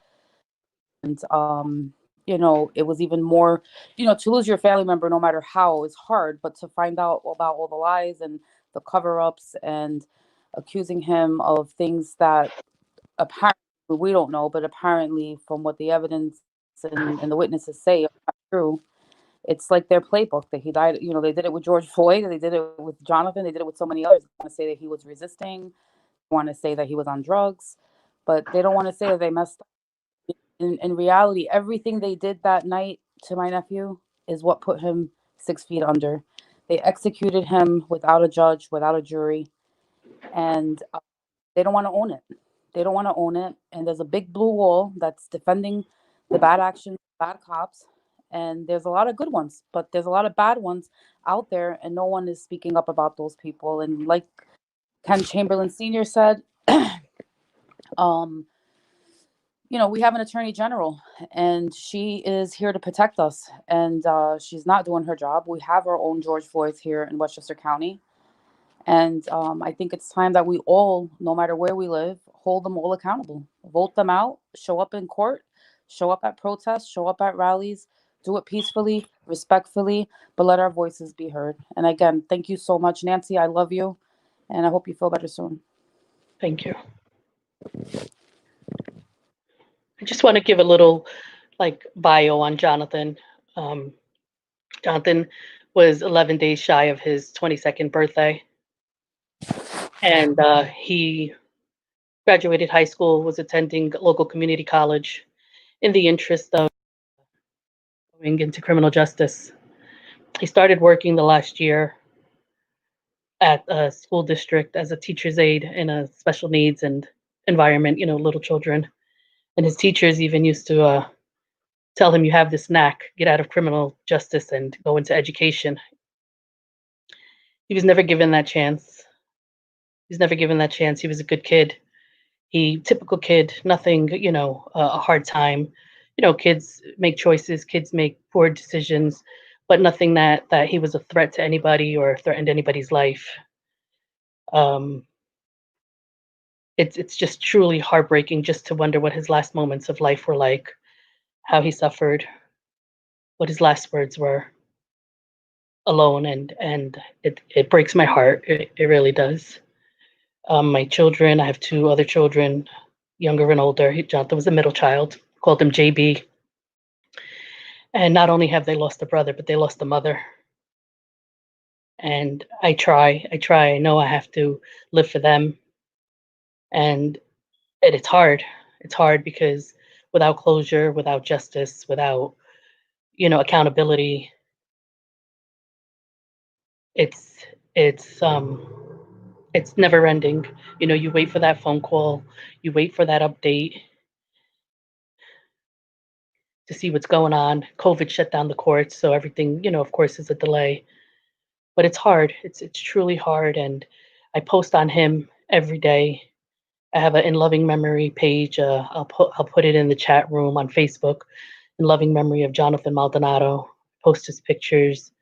His birthday's December 11. I've been doing a countdown with childhood photos every day, just trying to remember childhood memories and birthdays. So I told Ken recently I can't thank him enough for being my voice when I can't. I was sadly on Sunday, his 3-year vigil, who had 60, 70, 80 people. We had a balloon release and candlelights, and my attorneys were there, and Ken was there. My sister spoke. Sadly, I had to watch online due to quarantine. And he always told me, I'll be your voice, even if they tried to gag me. Back in the summer, they tried to gag me. They put a motion because I had a interview on a radio network, Black Westchester Magazine. And a few days later, they went to the judge to try to silence me because I'm not giving officers a fair chance at a trial with the things that I had said. So, it was recently denied, and judge gave me free range to speak as long as everything's facts. And again, Ken had spoken for me, and he's not afraid to tell it like it is. And I thank him very much. And one day, like he said to me, I will pay it forward to the next family. So thank you guys really for having me, allowing me to share my story. Follow, like I said, I'll put it up on Facebook in loving memory of Jonathan Maldonado. Follow his page and just get to know about Jonathan a little bit, and keep us in our prayers. All angel families, angel moms. My heart breaks. I pray for angel moms every day, every night, and God give us strength to go on every day of our lives without our children. The day we lost our child, we lost a part of us. And it's just not moms. This is everyone. Every family member gets affected by this. But as a mother, a part of you is just completely torn out. And never to discriminate against dads, or never give dads any credits or siblings. Loss is loss. But when you lose someone due to police violence, the people that were supposed to protect and serve, you just never expect that. Especially, it shouldn't happen the way it did. So thank you guys again for having me here. Thank you so much. We appreciate you for having the strength, even while you're sick, to join us today. I do want to say, Nancy and Lauren, there are a lot of people out there in the streets, and not only in the streets, but trying to organize and trying to figure out ways. You may have heard or not have heard, but like over 5,000 people in June, despite COVID, were out there protesting, rallying, doing whatever they can. There's the FTP movement, who's constantly out there, guerrilla actions against some things you don't see. But we try to have these platforms, not just virtually, but also physically. And throughout the world, there are a lot of underground movements that people don't really get to see, where people's names do live on. And we are honoring the best way we can. We know that the NAACP even has let down our people, attorney generals, the state. We understand that, and we're still trying to hold space for our people in the best way. So if there's any other solutions or things that you think we should be doing more of, please do put it out there. We'll check out your page for your son, Nancy, and we'll try to support and spread the word out as far as wide as possible. Thank you so much for sharing your story. Thank you. Thank you for having me. I really appreciate it. We also have a really amazing video for Jarvis Hayes. I think Lumi had put it in the chat, and I forgot to announce it. I hope you all can see it again. Maybe he could put it again. It's a beautiful video on YouTube. We're not going to play it here, but we want to put the link there so you can check it out. In the meantime, we will call up one of our people's poets, one of our strong revolutionaries, one of our Panthers who's out there in the streets, who's holding down security in many realms in his own way, having a talk show as well, being a part of a talk show, a people's poet, just a revolutionary in his spirit and his soul. Baba Zaid Muhammad, if you are in the building or in this Zoom building, will you come bless us with some of your words from the ancestors, from their gifts to your mouth and lips and soul for the people? What's up, Spirit? I'm not Baba Zaid, but I did see him in the chat earlier. Okay. So you're putting out that energy, and he just might come through. All right, good. Okay, cool. That's all right. That's all right. We'll see. We'll see where you at.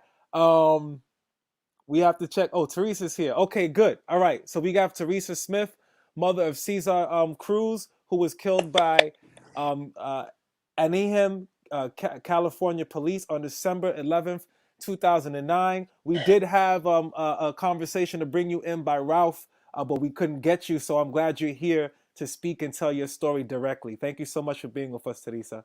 Thank you. Can everyone see me and hear me? I hope so. Perfect, perfect. We can hear you and see you perfectly clear. Thank you so Okay. much. This is really hard because it's going to be 11 years this year for my son Caesar, who was killed by 5 Anaheim police officers at Walmart, and he was shot by 5 police officers here in Anaheim. Excuse me, which was very difficult for all of us. In this picture here, you can see his son's carrying his casket when he was buried. Um, Caesar left behind five boys who were still very young.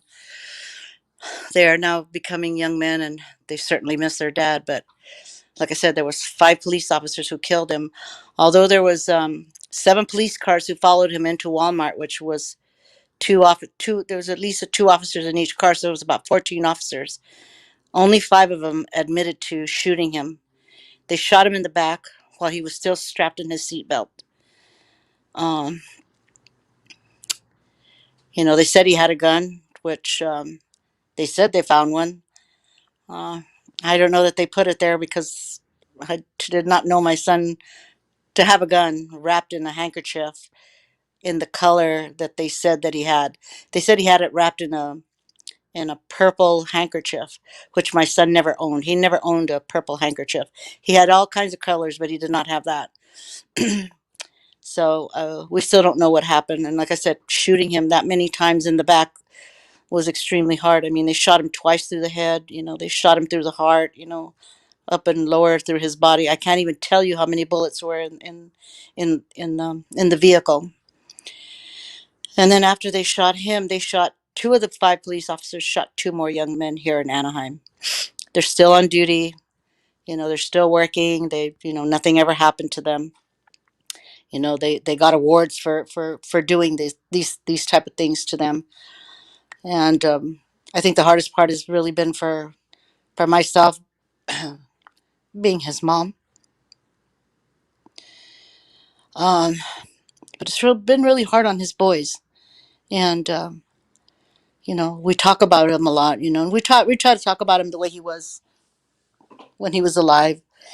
And I guess what they miss the most is that it's not so much like their wedding or turning a certain age.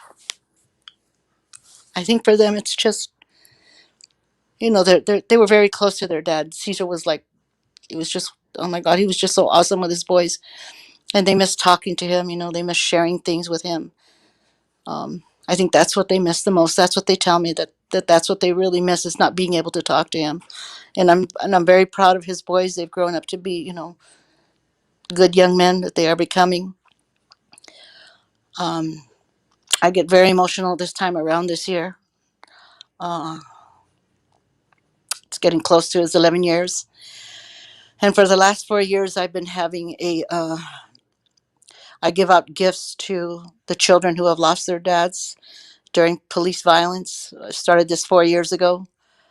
Um, I even did it last year, and I had just I'd had, I'd had 2 strokes, and I had an aneurysm.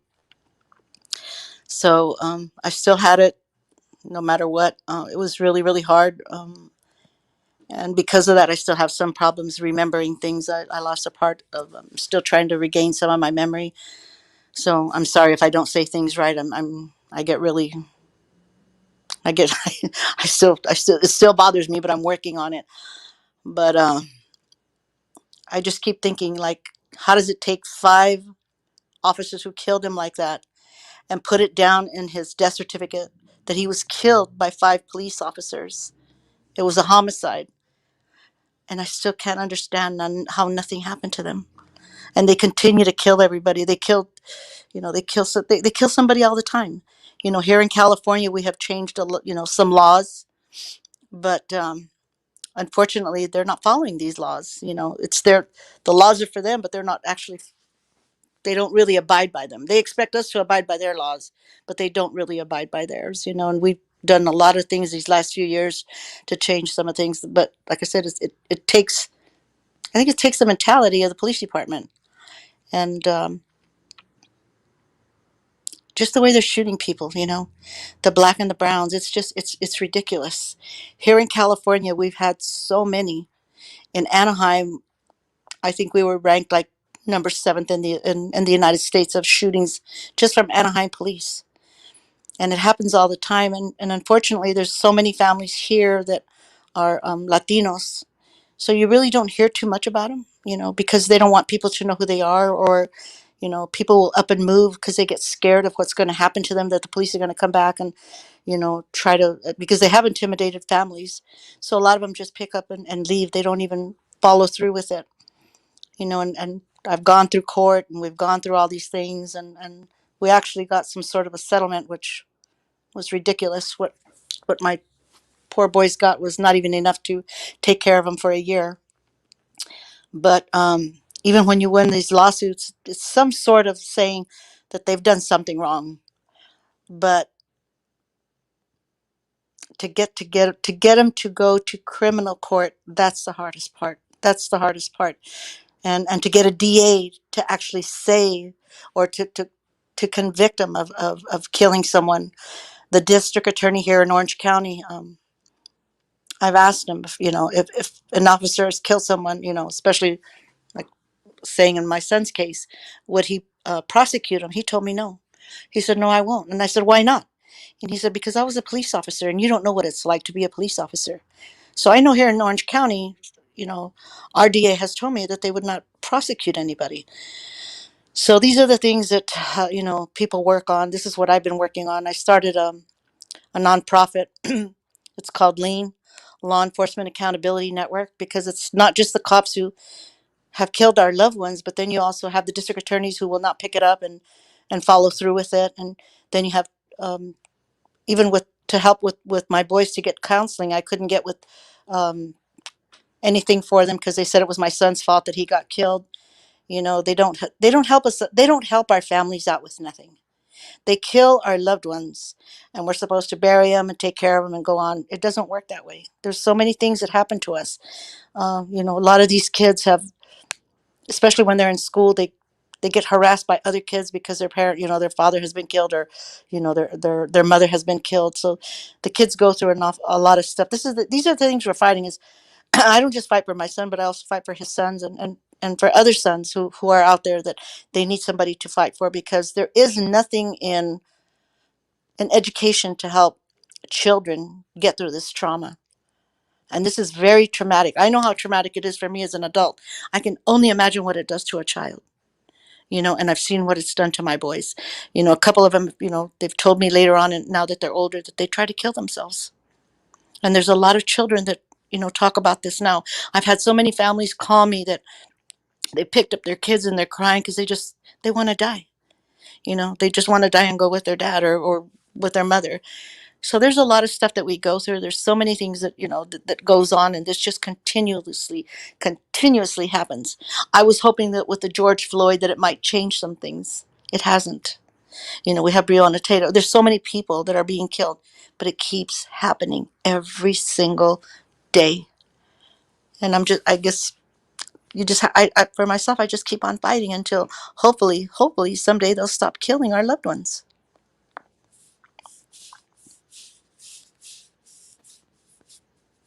Thank you so much, Teresa Smith. I appreciate the fact that you are coming out, and despite of, you said number seventh in the nation, with police assassination or modern day lynchings in your community alone, and the fact that they are terrorizing the people who are speaking out, and you still have the courage for your son, but for many other sons and daughters, to continue to speak out despite that fact, and to organize and develop a nonprofit organization called Lane, Law Law Enforcement Accountability. What's the acronym again?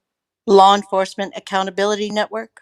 Okay, Law Enforcement Accountability Network. Yeah. There's And been when I, people. yeah, Mhm. and even when I say that, I'm just not talking, like I said, police and DAs, but I'm Right. talking about the judges. I'm talking about people that, you know, people who are in prison, you know, people who are going through ICE. There's so many people in law enforcement. They all of them have to be held accountable, because as of now, they're not. Absolutely. And Ralph pointed out again, the Army of Occupation. This is what the overseers or officers are. We appreciate your courage and your strength, and you have been officially inducted into this Thank you. family. And what that means is we're a large network, an international network. You can count on us, call on us for petitions or anything that you're happening. We'll try to see if we can find people in your location to come out for any vigils or whatever it is that you need our support from. We're here for you.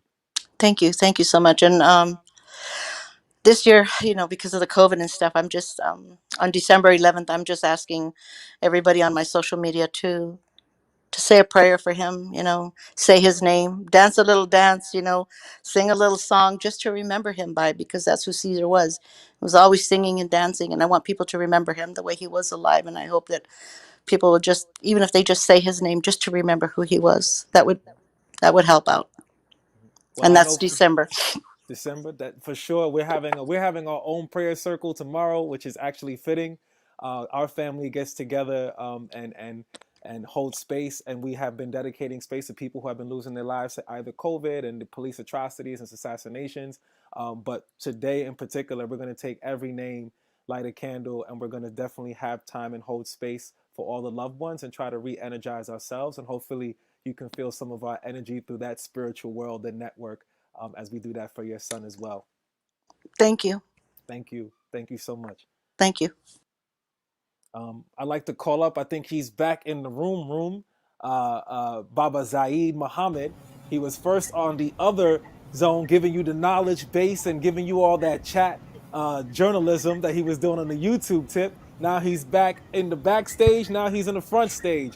Baba Zaid Muhammad, the people's poet, the panther, the extraordinaire, the journalist, the investigative reporter, the agitator, the people's revolutionary. Baba Zaid Muhammad.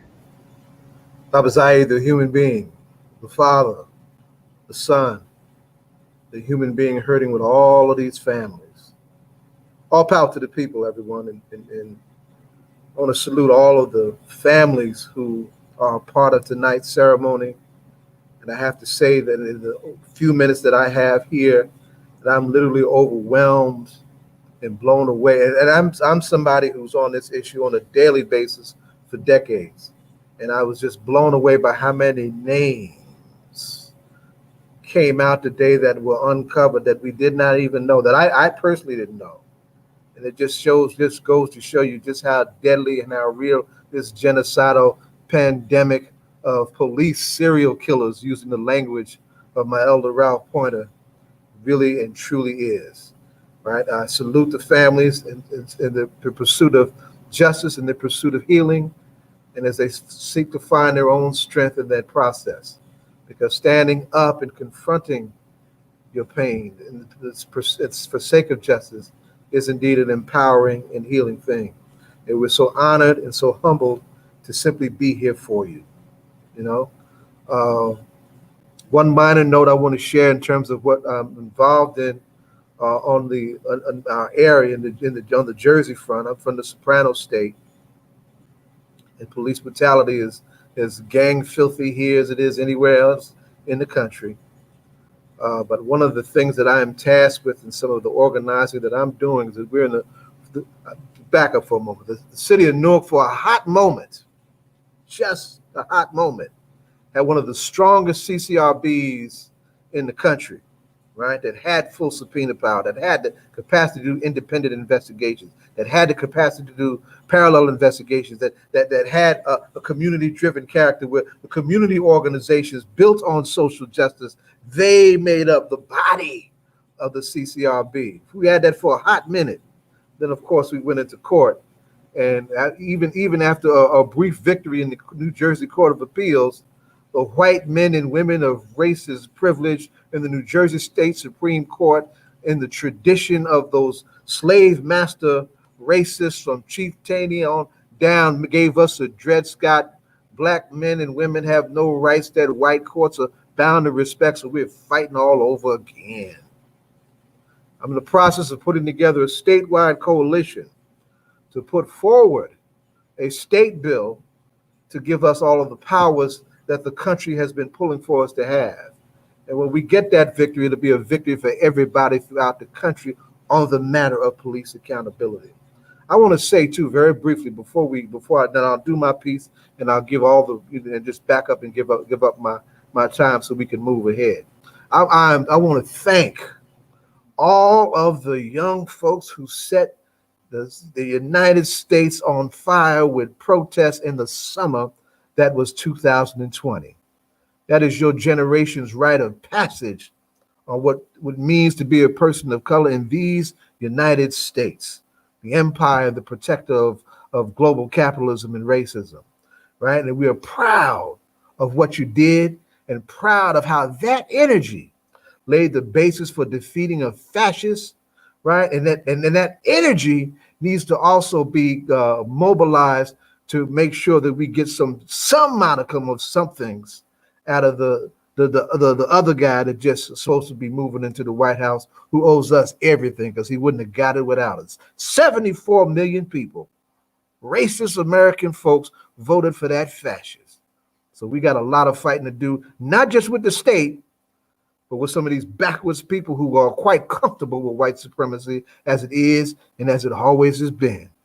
So I would say very simply that there's a need for us to push for the U.S. government to bring back consent decrees and federal investigations that allow for civilian oversight. But not only that, we should insist that civilian oversight includes subpoena power, independent investigation, and parallel investigation capacity with community character like we envision, because we know that'll be a difference maker. So with that, then let me make this offering. This is a piece I wrote in the spirit of Malcolm X and the press officer for the Malcolm X Commemoration Committee in New York City. It's a piece called Daring to Declare. One of the things that this thing and the dehumanizing of our people is that a lot of our stories aren't told, and when they are, we're not humanized, or we're minimized because of where we are. And Jersey is sandwiched between Philly and New York, so our media is not what it is. So a lot of cases, a lot of names are not as well known as some of the national names that folks raise hell over. So some of these names you will recognize, some you won't, and that's the whole point of the piece. But I'm very glad that we're no longer under the grips of this fascist, and it's time to move forward. It's based on the Quran. The Quran has a quote that deals with abortion. As an African person, I had to deal with it on the question of oppression and violence, right? For what crime is I killed? For what crime is I killed? For what crime is I killed? For what? For what crime was I killed? For what crime is I killed? For what crime is I killed? For what? No. This is not Star Trek.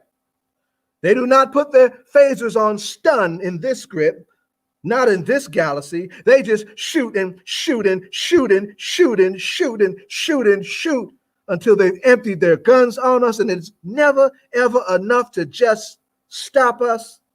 They must put us back in our place and once again lace our faces with terror and fear of their destructive power with our mountains of bleeding tears, just as they once did down through the years. No gesture or deed of us just being is too small. They want to see us all fall. Driving while black, walking while black, shopping while black, breathing while black, our children playing while black, going into our own homes while black, even making peace while black.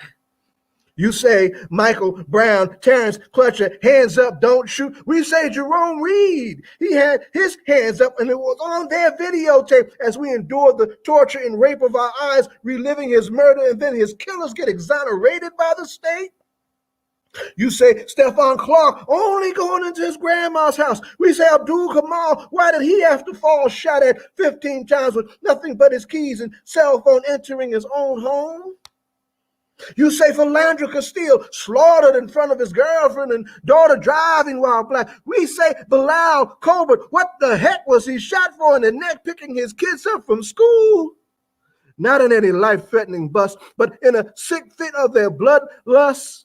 And you wonder why we have no trust. You say Sandra Bland dying in police custody. We say Jacque Graham crushed and battered blue from head to toe, and East Orange police get away with saying, we don't know. And we say Earl Faison, who had the breath beaten out of him so bad he bled from his eyes, demonized in a toxic sea of cop killer white lies. You say Oscar Grant shot in handcuffs. We say Shaquan Nance shot in the back in cuffs right here in the dance he didn't ask to come to. Our children shot down playing while black. You say Tamir Rice, we say Nicholas Haywood. He put his toy down and put his hands up, but still gets shot down by a black cop who was ruthless and wayward, making peace while black. Remember how they brutalized and sodomized Abner Louima. Here they stopped Max Antoine and shattered his humanity and threw him through a glass window. And now under that chump named Trump, look at how this butchering of black and brown families continues by this election thieving cabal of racist crooks. Nothing is colder than and more cruel than ICE agents kidnapping parents as they pick up their kids from school. Put that in your social science textbooks. And don't be black and brown trying to come anywhere near the Mexican border. Trump is caging children in concentration camps made to his order.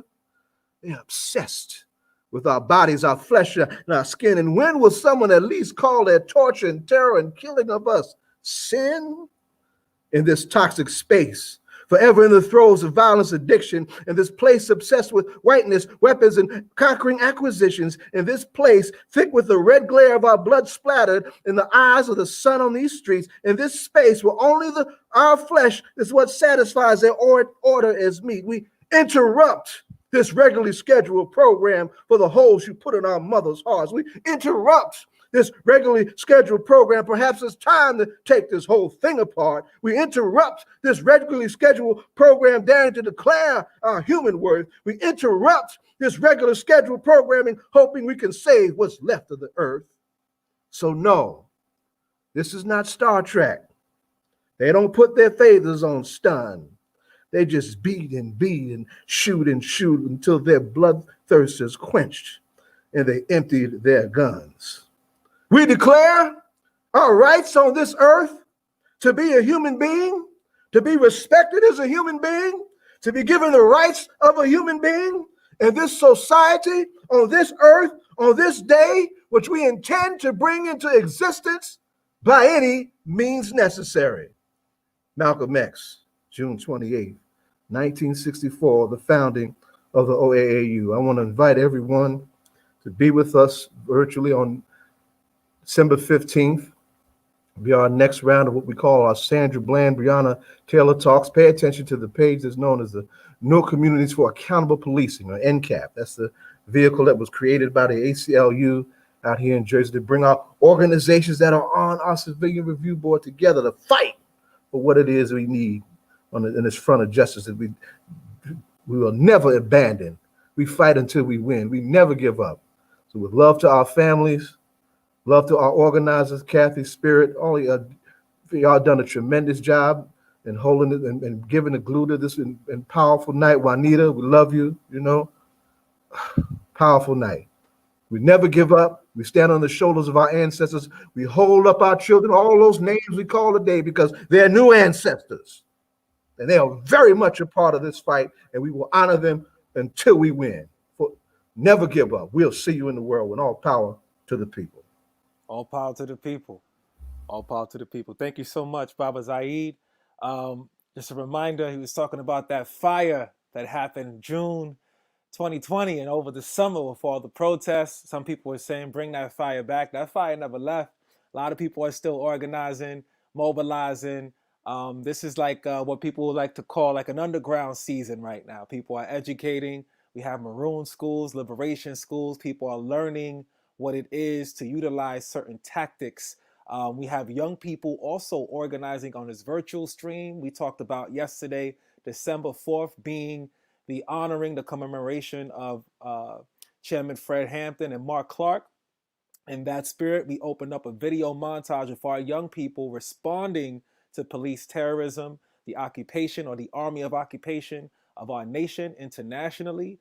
Today, this is part of a 3-day conference. Today, we are all here. Our young people are in this chat, lighting it up as well. The Maroons are doing it. You are doing it. Wherever you are part of us. You are Maroon. And we also have tomorrow where we have Black Panthers, 2 Black Panthers, veteran Black Panthers, Mama C from Tanzania, whose husband was exiled, Pete O'Neill. She's going to open and speak about passing the baton to our young people in a spiritual yet militant and political way of how we need to move forward. And then Black Panther Shep with the Zulu King Shep with the Universal Zulu Nation will be talking about community control of the police and other institutions that are in our community. If that is your fight, if that is your struggle, if you're interested in learning more, you will also hear young people speaking their testimonies, having a young panel about culture as a weapon, how they utilize, how they strategize, and how they continue to organize and mobilize with their art, their power, and their strength. With that said, I'd like to also say and bring in our comrades who we will always be with, Quentin Hayward and Yasmin Lancaster, brother and second cousin of Nicholas Hayward. We've been calling your father's name all day. Your father's name Ache, Nicholas Hayward Jr., who was killed by NYPD on September 27th, 1994. Peace, y'all. How you feeling? I'm doing good, doing good. Can you hear me? Can hear you nice and clear. How about Hey you? y'all, can you hear me? Yep, now we can hear you. All right. Let y'all take it away because I know y'all got a lot to say. We always with you. We love you, fam. Love y'all too. All right, well, ladies first, Yasmin, big cousin. If you wanna take the reins and I Thank you so much, Quentin. Thank you. First of all, it's good to see you. I'm liking that you repping the New York's cap. That's what's up. Brooklyn forever, likewise. You know how we do. right? You know how I want to start first by thanking all the organizers behind the scenes that helped make this event possible. I want to give a lot of thanks for that. I know that's a lot of time and effort, and I just want to really respect what you're doing on behalf of my family and all the other families. Also want to send prayers and condolences to those who have lost families. We are all united in that we do share that similar experience of losing family to the police state. So, I definitely and want to acknowledge that. So what I would like to share, I'm currently in New York City, and towards the end of the summer, I was in Bed-Stuyvesant, and I went to the mural that they have in Brooklyn, and it's like a lot of the names of folks that were killed due to police violence, and I was searching for my cousin's name, and that's a very odd experience to look for your family member amidst those who have also lost family. Um, you know, I have so many memories of Nicholas, and a lot of them are private family memories because he was just a wonderful spirit of an individual. That's how I remember him. Actually, this photograph is very close to like the time that we were still together on this earth together. And I have a very big family, but what I loved about Nicholas was the fact that he was someone that I got to really know. And he was someone that like really had my back and just was fun and joyful and just full of life. So that's how I remember him. But when you lose somebody suddenly to the police state, there's a awkwardness of trying to grasp with the reality of the person you knew and what is being presented to them by the world. And I'm grateful for the fact that Nicholas was still a child when he was taken away from us, because there his image as a human being was able to be intact relatively, you know what I mean, because he was still a kid. And so there wasn't a way that they dirtied him up like they did Trayvon Martin or like so many other people, to make this to justify his death, to make the state seem correct always, right, instead of just justifying that this was wrong and the dehumanization of Black people. So and those are deep things, and I had no way of processing any of that at 16 when I lost my cousin. So I just did what most teenagers do. I just buried it away and just dealt with it later in life. But as I saw, his name wasn't at the mural, so that does need to be taken care of. That needs to be amended, right? But it was so weird because you have these rows and rows of names of, George Floyd, Breonna Taylor, right? And then like off in a corner, there's this beautiful mural of Yusuf Hawkins, right? And so who lost his life, years before Nicholas did. And so you see the fact that you have this mural that's fading, and you see these fresh names that are full of paint for today. And it's just obviously something has not changed in the matter of time that we see. I really want to make it very clear that while I'm sharing personal stories of my cousin, it's a system that needs to be analyzed. It's systemic. It's not just a situation of like individuality, right? And I think that when we talk about racism and we talk about violence and police brutality, we always deal with the individual, right? This particular individual, if they would have just did this, or we blame the victim, like if Breonna Taylor would had just, or if George Floyd just would had not did this, right? Because when you blame the individual, then you take the onus of responsibility away from the bigger picture, right? And it's systemic, it's a systemic thing. I don't believe in coincidences at all. um Today being December 5th, 2020, marks the anniversary of the Montgomery bus boycotts, right? That was started today, okay? And that was done, it was a year-long fight for the beginning of not so much of integration, right? Which is how it's looked at, but for standing up for the humanity and the rights, the legal rights of Black American citizens, right, in the United States, okay? That's what they were aiming for, right? But that didn't happen like that. It was a collective effort of people coming together to stand up for what was their rights, and it was over a year. So my feelings is that we need to understand that this is systemic, this is not individualistic, and the way that there's many ways to skin a cat, like people say, and there's many different ways to handle a problem. But definitely, what must be understood is recognizing what the problem is, right? And at the heart of it is recognizing that this is not individualistic ideas or or just something like one particular incident. These are many incidences that are happening across the country based on the inhumanity and the disregard of Black life in this country, and that has to change. And how you do that is by collectively coming together and standing up for the humanity and the right to life. No one should have to be inducted in a ceremony. And the sad thing is that because it's systemic, and this will happen again. You know, this will be something that will happen again. So how we stop it is by analyzing the problem and by honestly coming together to challenge a system. And I want to leave on this one note of importance. Um, I want to definitely say rest in peace to my cousin, Nicholas Sr. Quinnen's father, amazing cousin of mine who always used to um,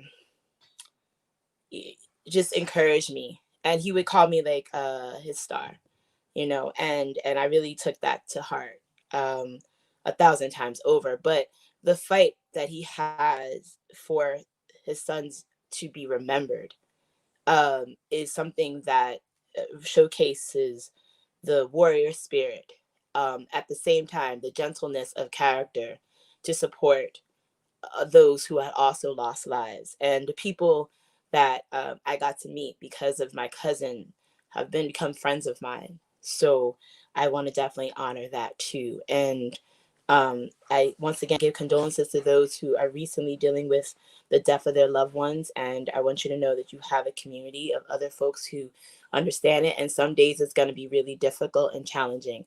But please hold on to the humanity of your family member, and don't let anyone say that they were not of value. And I have no more to say. Thank you all for listening. Thank you, cuz. All right, can you hear me? Hello, can you hear me? Yeah, you good to go, brother. Can you hear me, brother? All right. All right. Thank you guys for the invite. Uh, this is never easy. Um, for those of you who don't know, my name is Quentin Hayward. I am the youngest brother of Nicholas Naquan Hayward Jr., son of Nicholas Hayward Sr.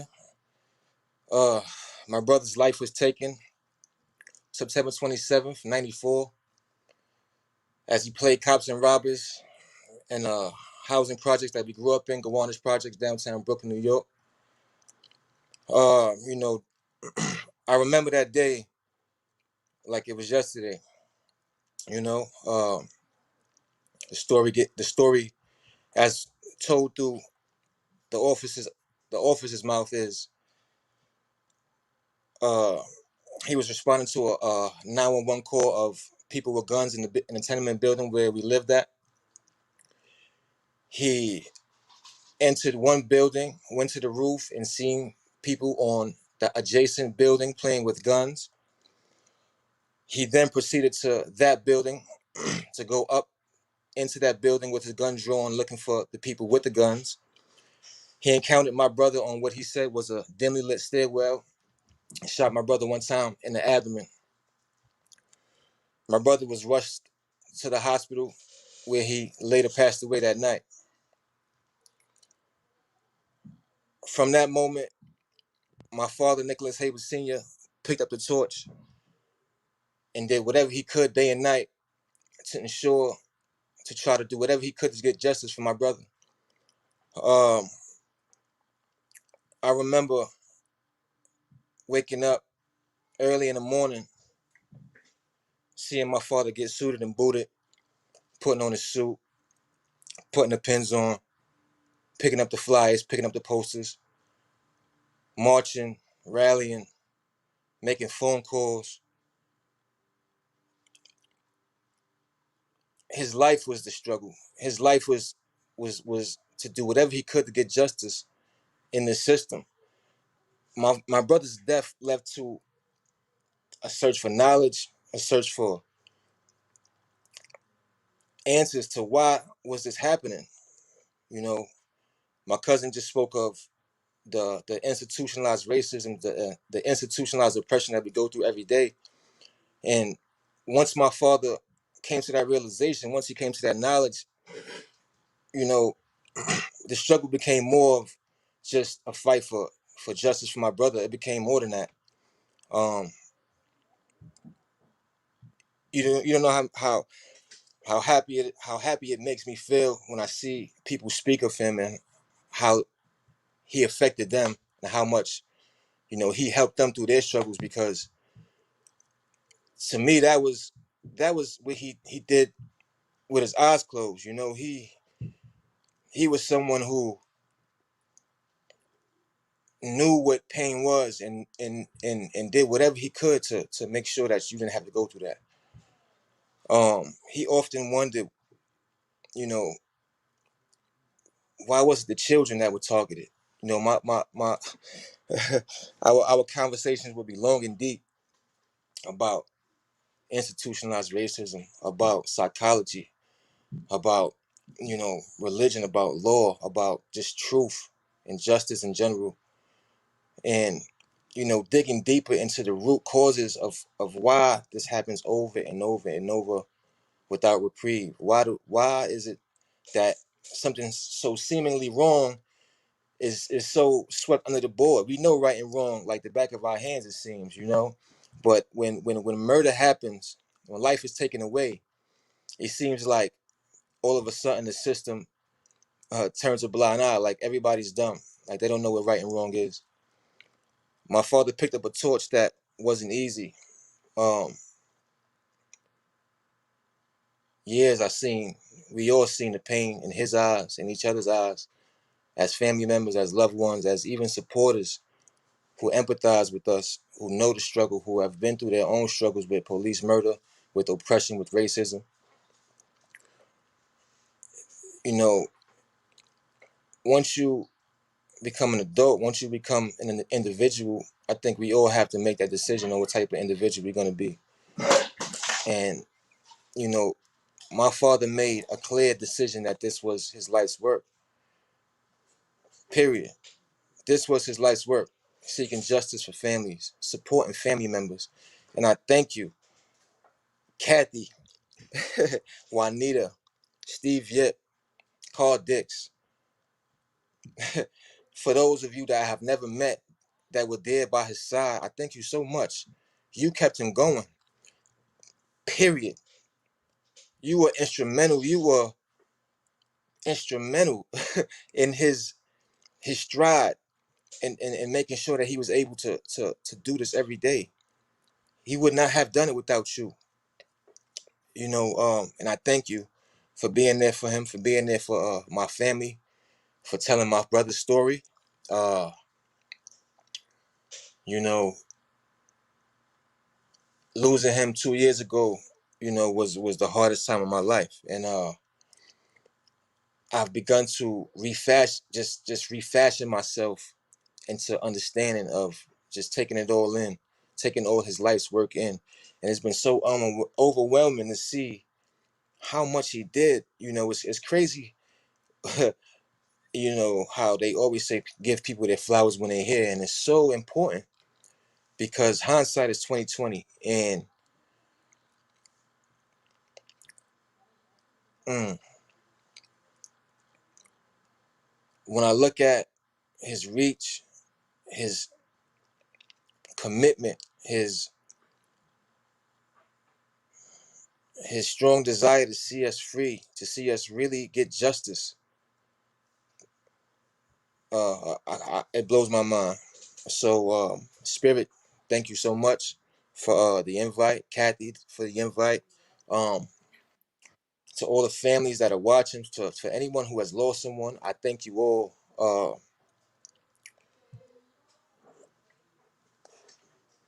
That's Nick Grandbaby back there is talking. We've been hearing the babies all day. That's the So I'm most gonna finish beautiful talking. sound. We I love to hear thank the you all, babies. man, for this opportunity to speak, man.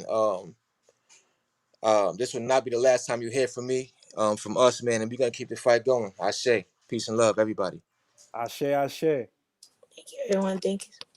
Thank you so much. And I would never put them on the spot, but like I said before earlier, Yasmin is one hell of a queen poet, and you need to hear those words in poetic rhythmic form, as well as Quentin. He's an amazing poet and the rhythmic MCing form. They have many talents in that family, in the Hayward family. We love y'all each and every day. We do whatever we got to do, and we still out here for you and yours. I do want to say we're coming to a close. My partner would like to always say, as we've been doing these liberation schools, she'll say one of the best practices is some kind of what is it? It's a trauma informed care practice to let people know the agenda. So we are coming closer to a close. We're almost there. Thank you so much. It's been 4 hours strong. I want to encourage everyone who have been here diligently, Marcella, Doreen, the Peace Poets, Zaid, Lynn, Rosa, everybody who's been on, Stephanie Rooker, all the people who've been here constantly putting in on the chat, Ingrid as well, all of you who have been here since the beginning to share this. Share this with your family, share it with a friend, share it on your Facebook page. This is a jewel right here. This is something that we have never done before. And as you know how powerful this is, but not only share this, because this right here, this chat is also a list of resources. We're providing resources. There's Cop Watch that you can get involved with. Cop Watches throughout the nation. In the spirit of the Black Panthers, people are organizing, surveilling, and monitoring police activity, right? Know your rights trainings. King Downing also talked about other actions. There are many things that we can do here. And as you know, Wanda came on and talked about Oscar Grant. They are reopening, the prosecutors reopening the case for Oscar Grant. That happened this year. It may take some time, but justice will come in time when we need that time. Unfortunately, Nicholas Hayward Sr. did not live to see justice for his son, but we are here. And there are generations and legacies that are here to obtain that and to continue to fight as Maroons fight to make sure we have justice. It is inevitable that we get justice, and there are many forms that that can take. Liberation schools. I'm going to ask Doreen, please put the chat in the chat, the links to our schools, the links to the actions that I spoke about, not just the YouTube link from yesterday, but inviting people to the Zoom link for tomorrow. I see a lot of people here are hungry to figure out how to be involved. We are out there in the streets. We are out here virtually if you want to be safer. There's different ways to connect with us and organize with us. So we please implore you. This is not a limited platform. This is the continuation of something that has been going on for generations, generations, generations. 5 centuries. We out here strong, right? And now we have tools at our arsenal. Little by little by little, we're getting more and more tools. And as Baba Zaid said, all the names that we've called, those are now our ancestors. So with the spirit of our ancestors and the fire in our soul, we'll continue to create. We'll continue to rock this nation until we get justice for each and every individual life that has been stolen. We have to. Until that happens, there is no justice. So we have to keep every day at it. No matter how tired you are, we get tired, we cry, we get depressed, we come back, find some support, find your spiritual center and heal and come out there with us. And if you can't, reach out to us. Let us know how you're doing, what's going on with you, so we can figure out other support systems that we can put in place for you to be held in the way that you need to be held. There are many different tactics and actions on all fronts. Right now, I'd like to bring up one of our comrades, Jen Dog, who's been in the backstage. They right here. Jen Dog is an amazing MC, poet, multi talented and multi visual artist as well. Video making, body shaking, police breaking, whatever you want to call it. Spiritual being who have also, we had the pleasure of working closely, coming into our classrooms and teaching that wisdom, knowledge, and understanding. From BK, I give you Jen Dog.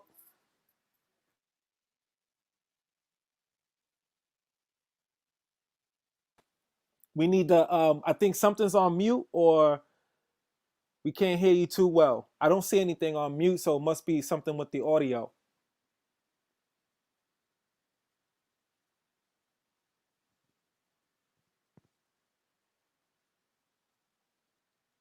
Could be the headphones. Ah, there it is. I hear a click.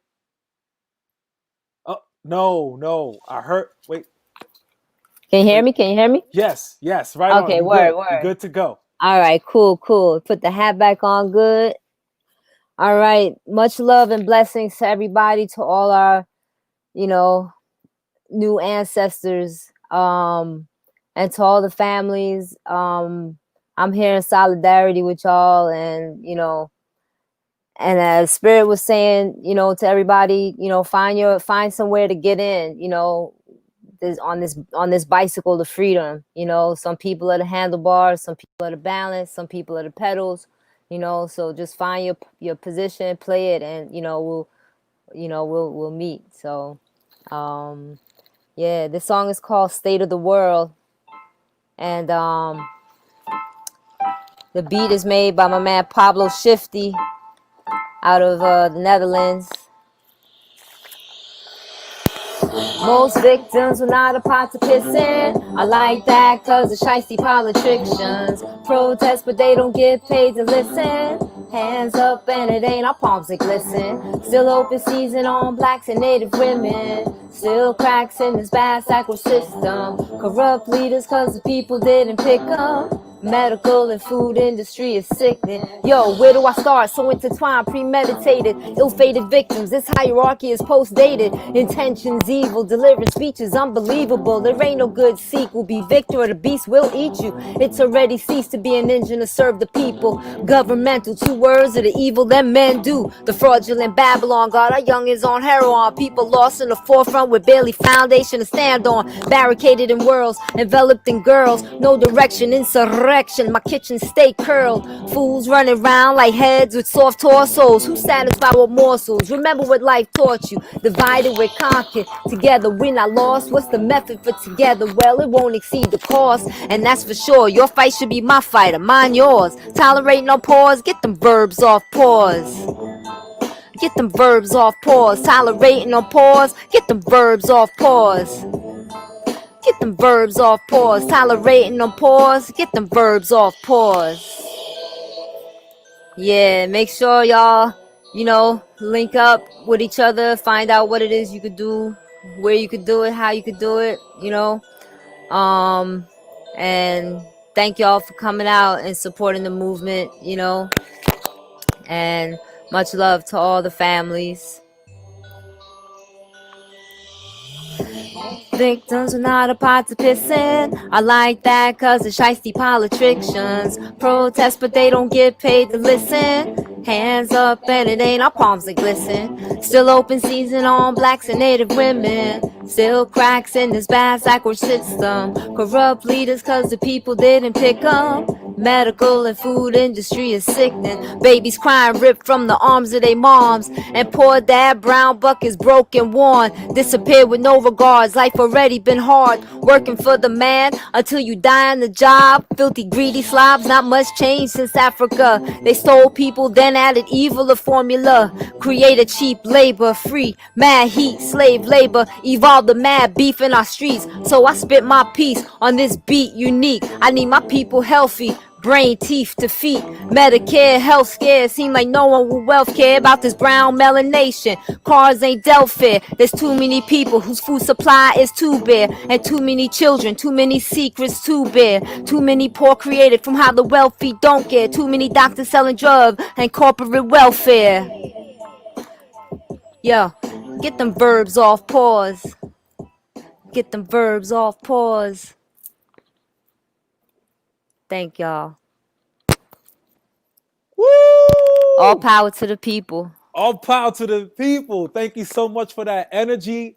At the last leg of our marathon here, you just woke me back up. Lumi was over there in the control room all dancing. We just dancing over here.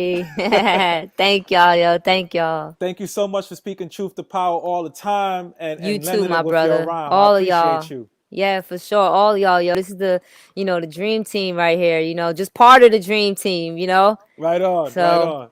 much love. Much love. Thank you so much. We appreciate Jen Dog, Yolani, everybody who's out there in the streets with us, the Peace Poets.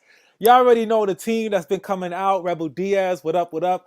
Khalil Khan, Stephanie Rooker, all these cultural workers, cultural artists, Doreen, DeVitz, Purple Red, all the people that are doing their thing each and every day to make this possible. And behind the scenes, the technical stuff, Lumi. Thank you so much, as Stephanie said. Thank you for making it look so smooth. This is like the official broadcast kind of thing. I think you got the People's Station right now. Is this what it is? Is it the new People's Station? I think so. It's my pleasure, brother. It's my pleasure. Thank you so much. Kathy as well. She's been heavy. Like, if you need to know the inner workings of this, Kathy Chang has been reaching out to people. And also, we have like a few screens going on. So, like, she's hooking us up on a Google Doc, letting us know who's here, who's rocking next, and all that. So, thank you so much, Kathy. Juanita Young, thank you so much for being our general and letting us know when you need that soul, when you need that whatever, or whole, whatever you need. We're here for you. Thank you for leading us all the time, every way. Thank you so much. And Steve Yip, we don't see you out there, but we know we love you. Carl Dix, everybody who's been putting in work for centuries beyond with our ancestors, and physically right now on this platform for decades, for decades. Thank you so much. We have a pledge right now. We always do this pledge. Our pledge is going to be led by Ifia and Wangaza, People's Lawyer and Director of the Malcolm X Center for Self-Determination, Greenville, South Carolina. Are you in the building to do that Stolen Lives pledge? Yes, Yep. I am. Yes, thank you so much. I bring you greetings from the South Carolina chapters of the Stolen Lives Project and the October 22nd Coalition.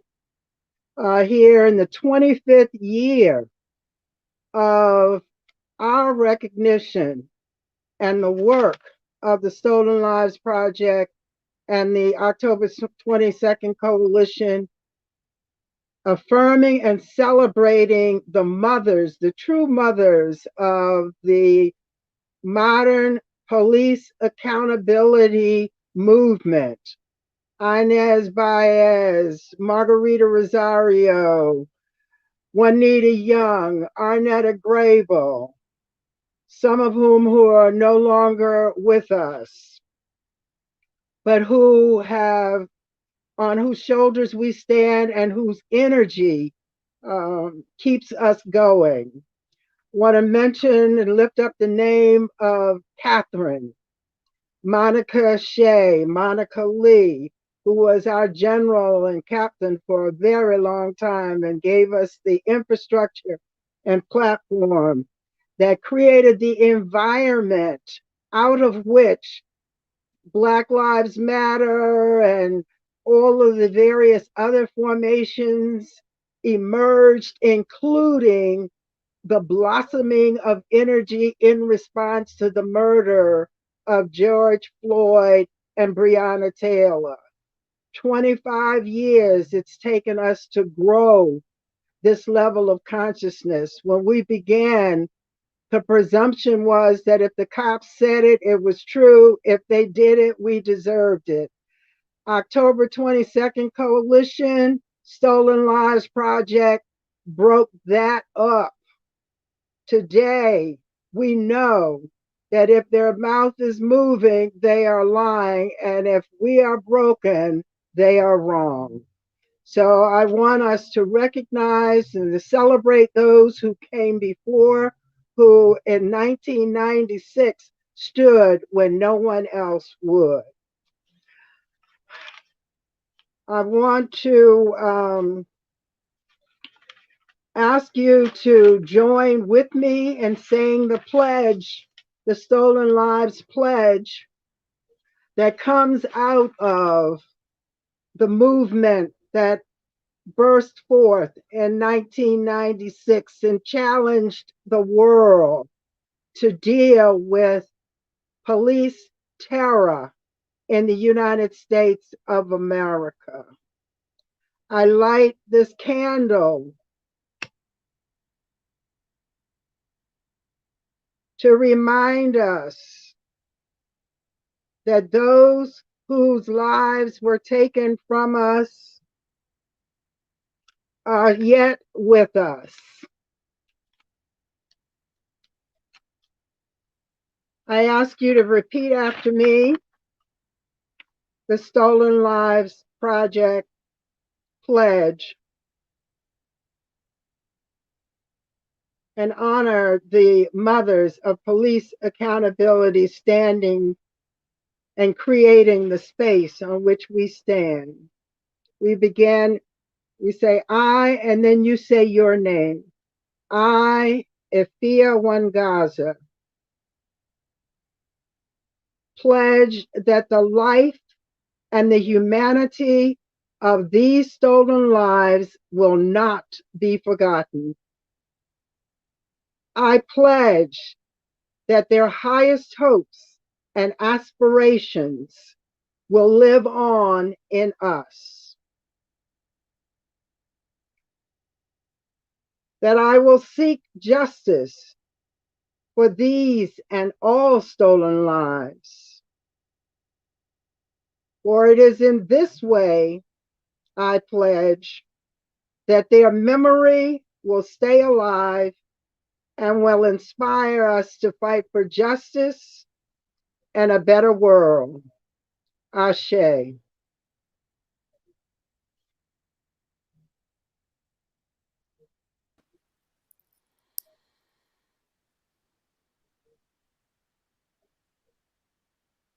Ashe, Ashe, Asheo.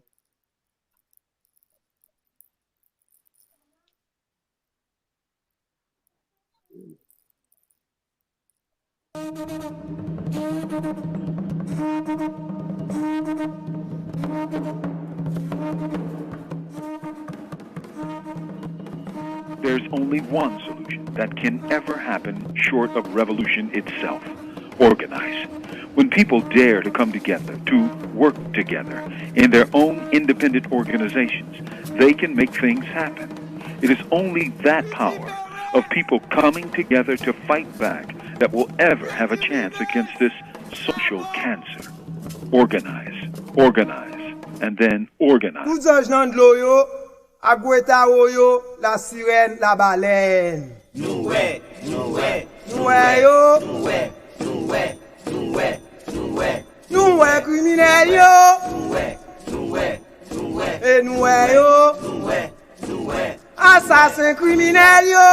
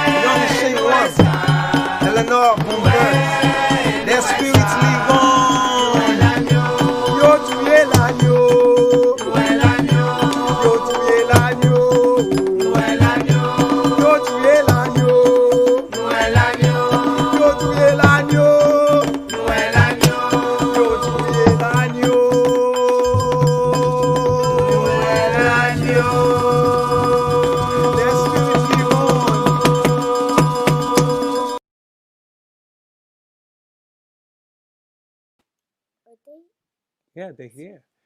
Peace, y'all. Thank you so much for being with us. We want to say, Ibaye, Ashe. It is no coincidence that we are coming together on this platform. We give this to Juanita, to Kathy, to Lumi, to Steve Yip, to Carl Dix, to all the people that have been working hard.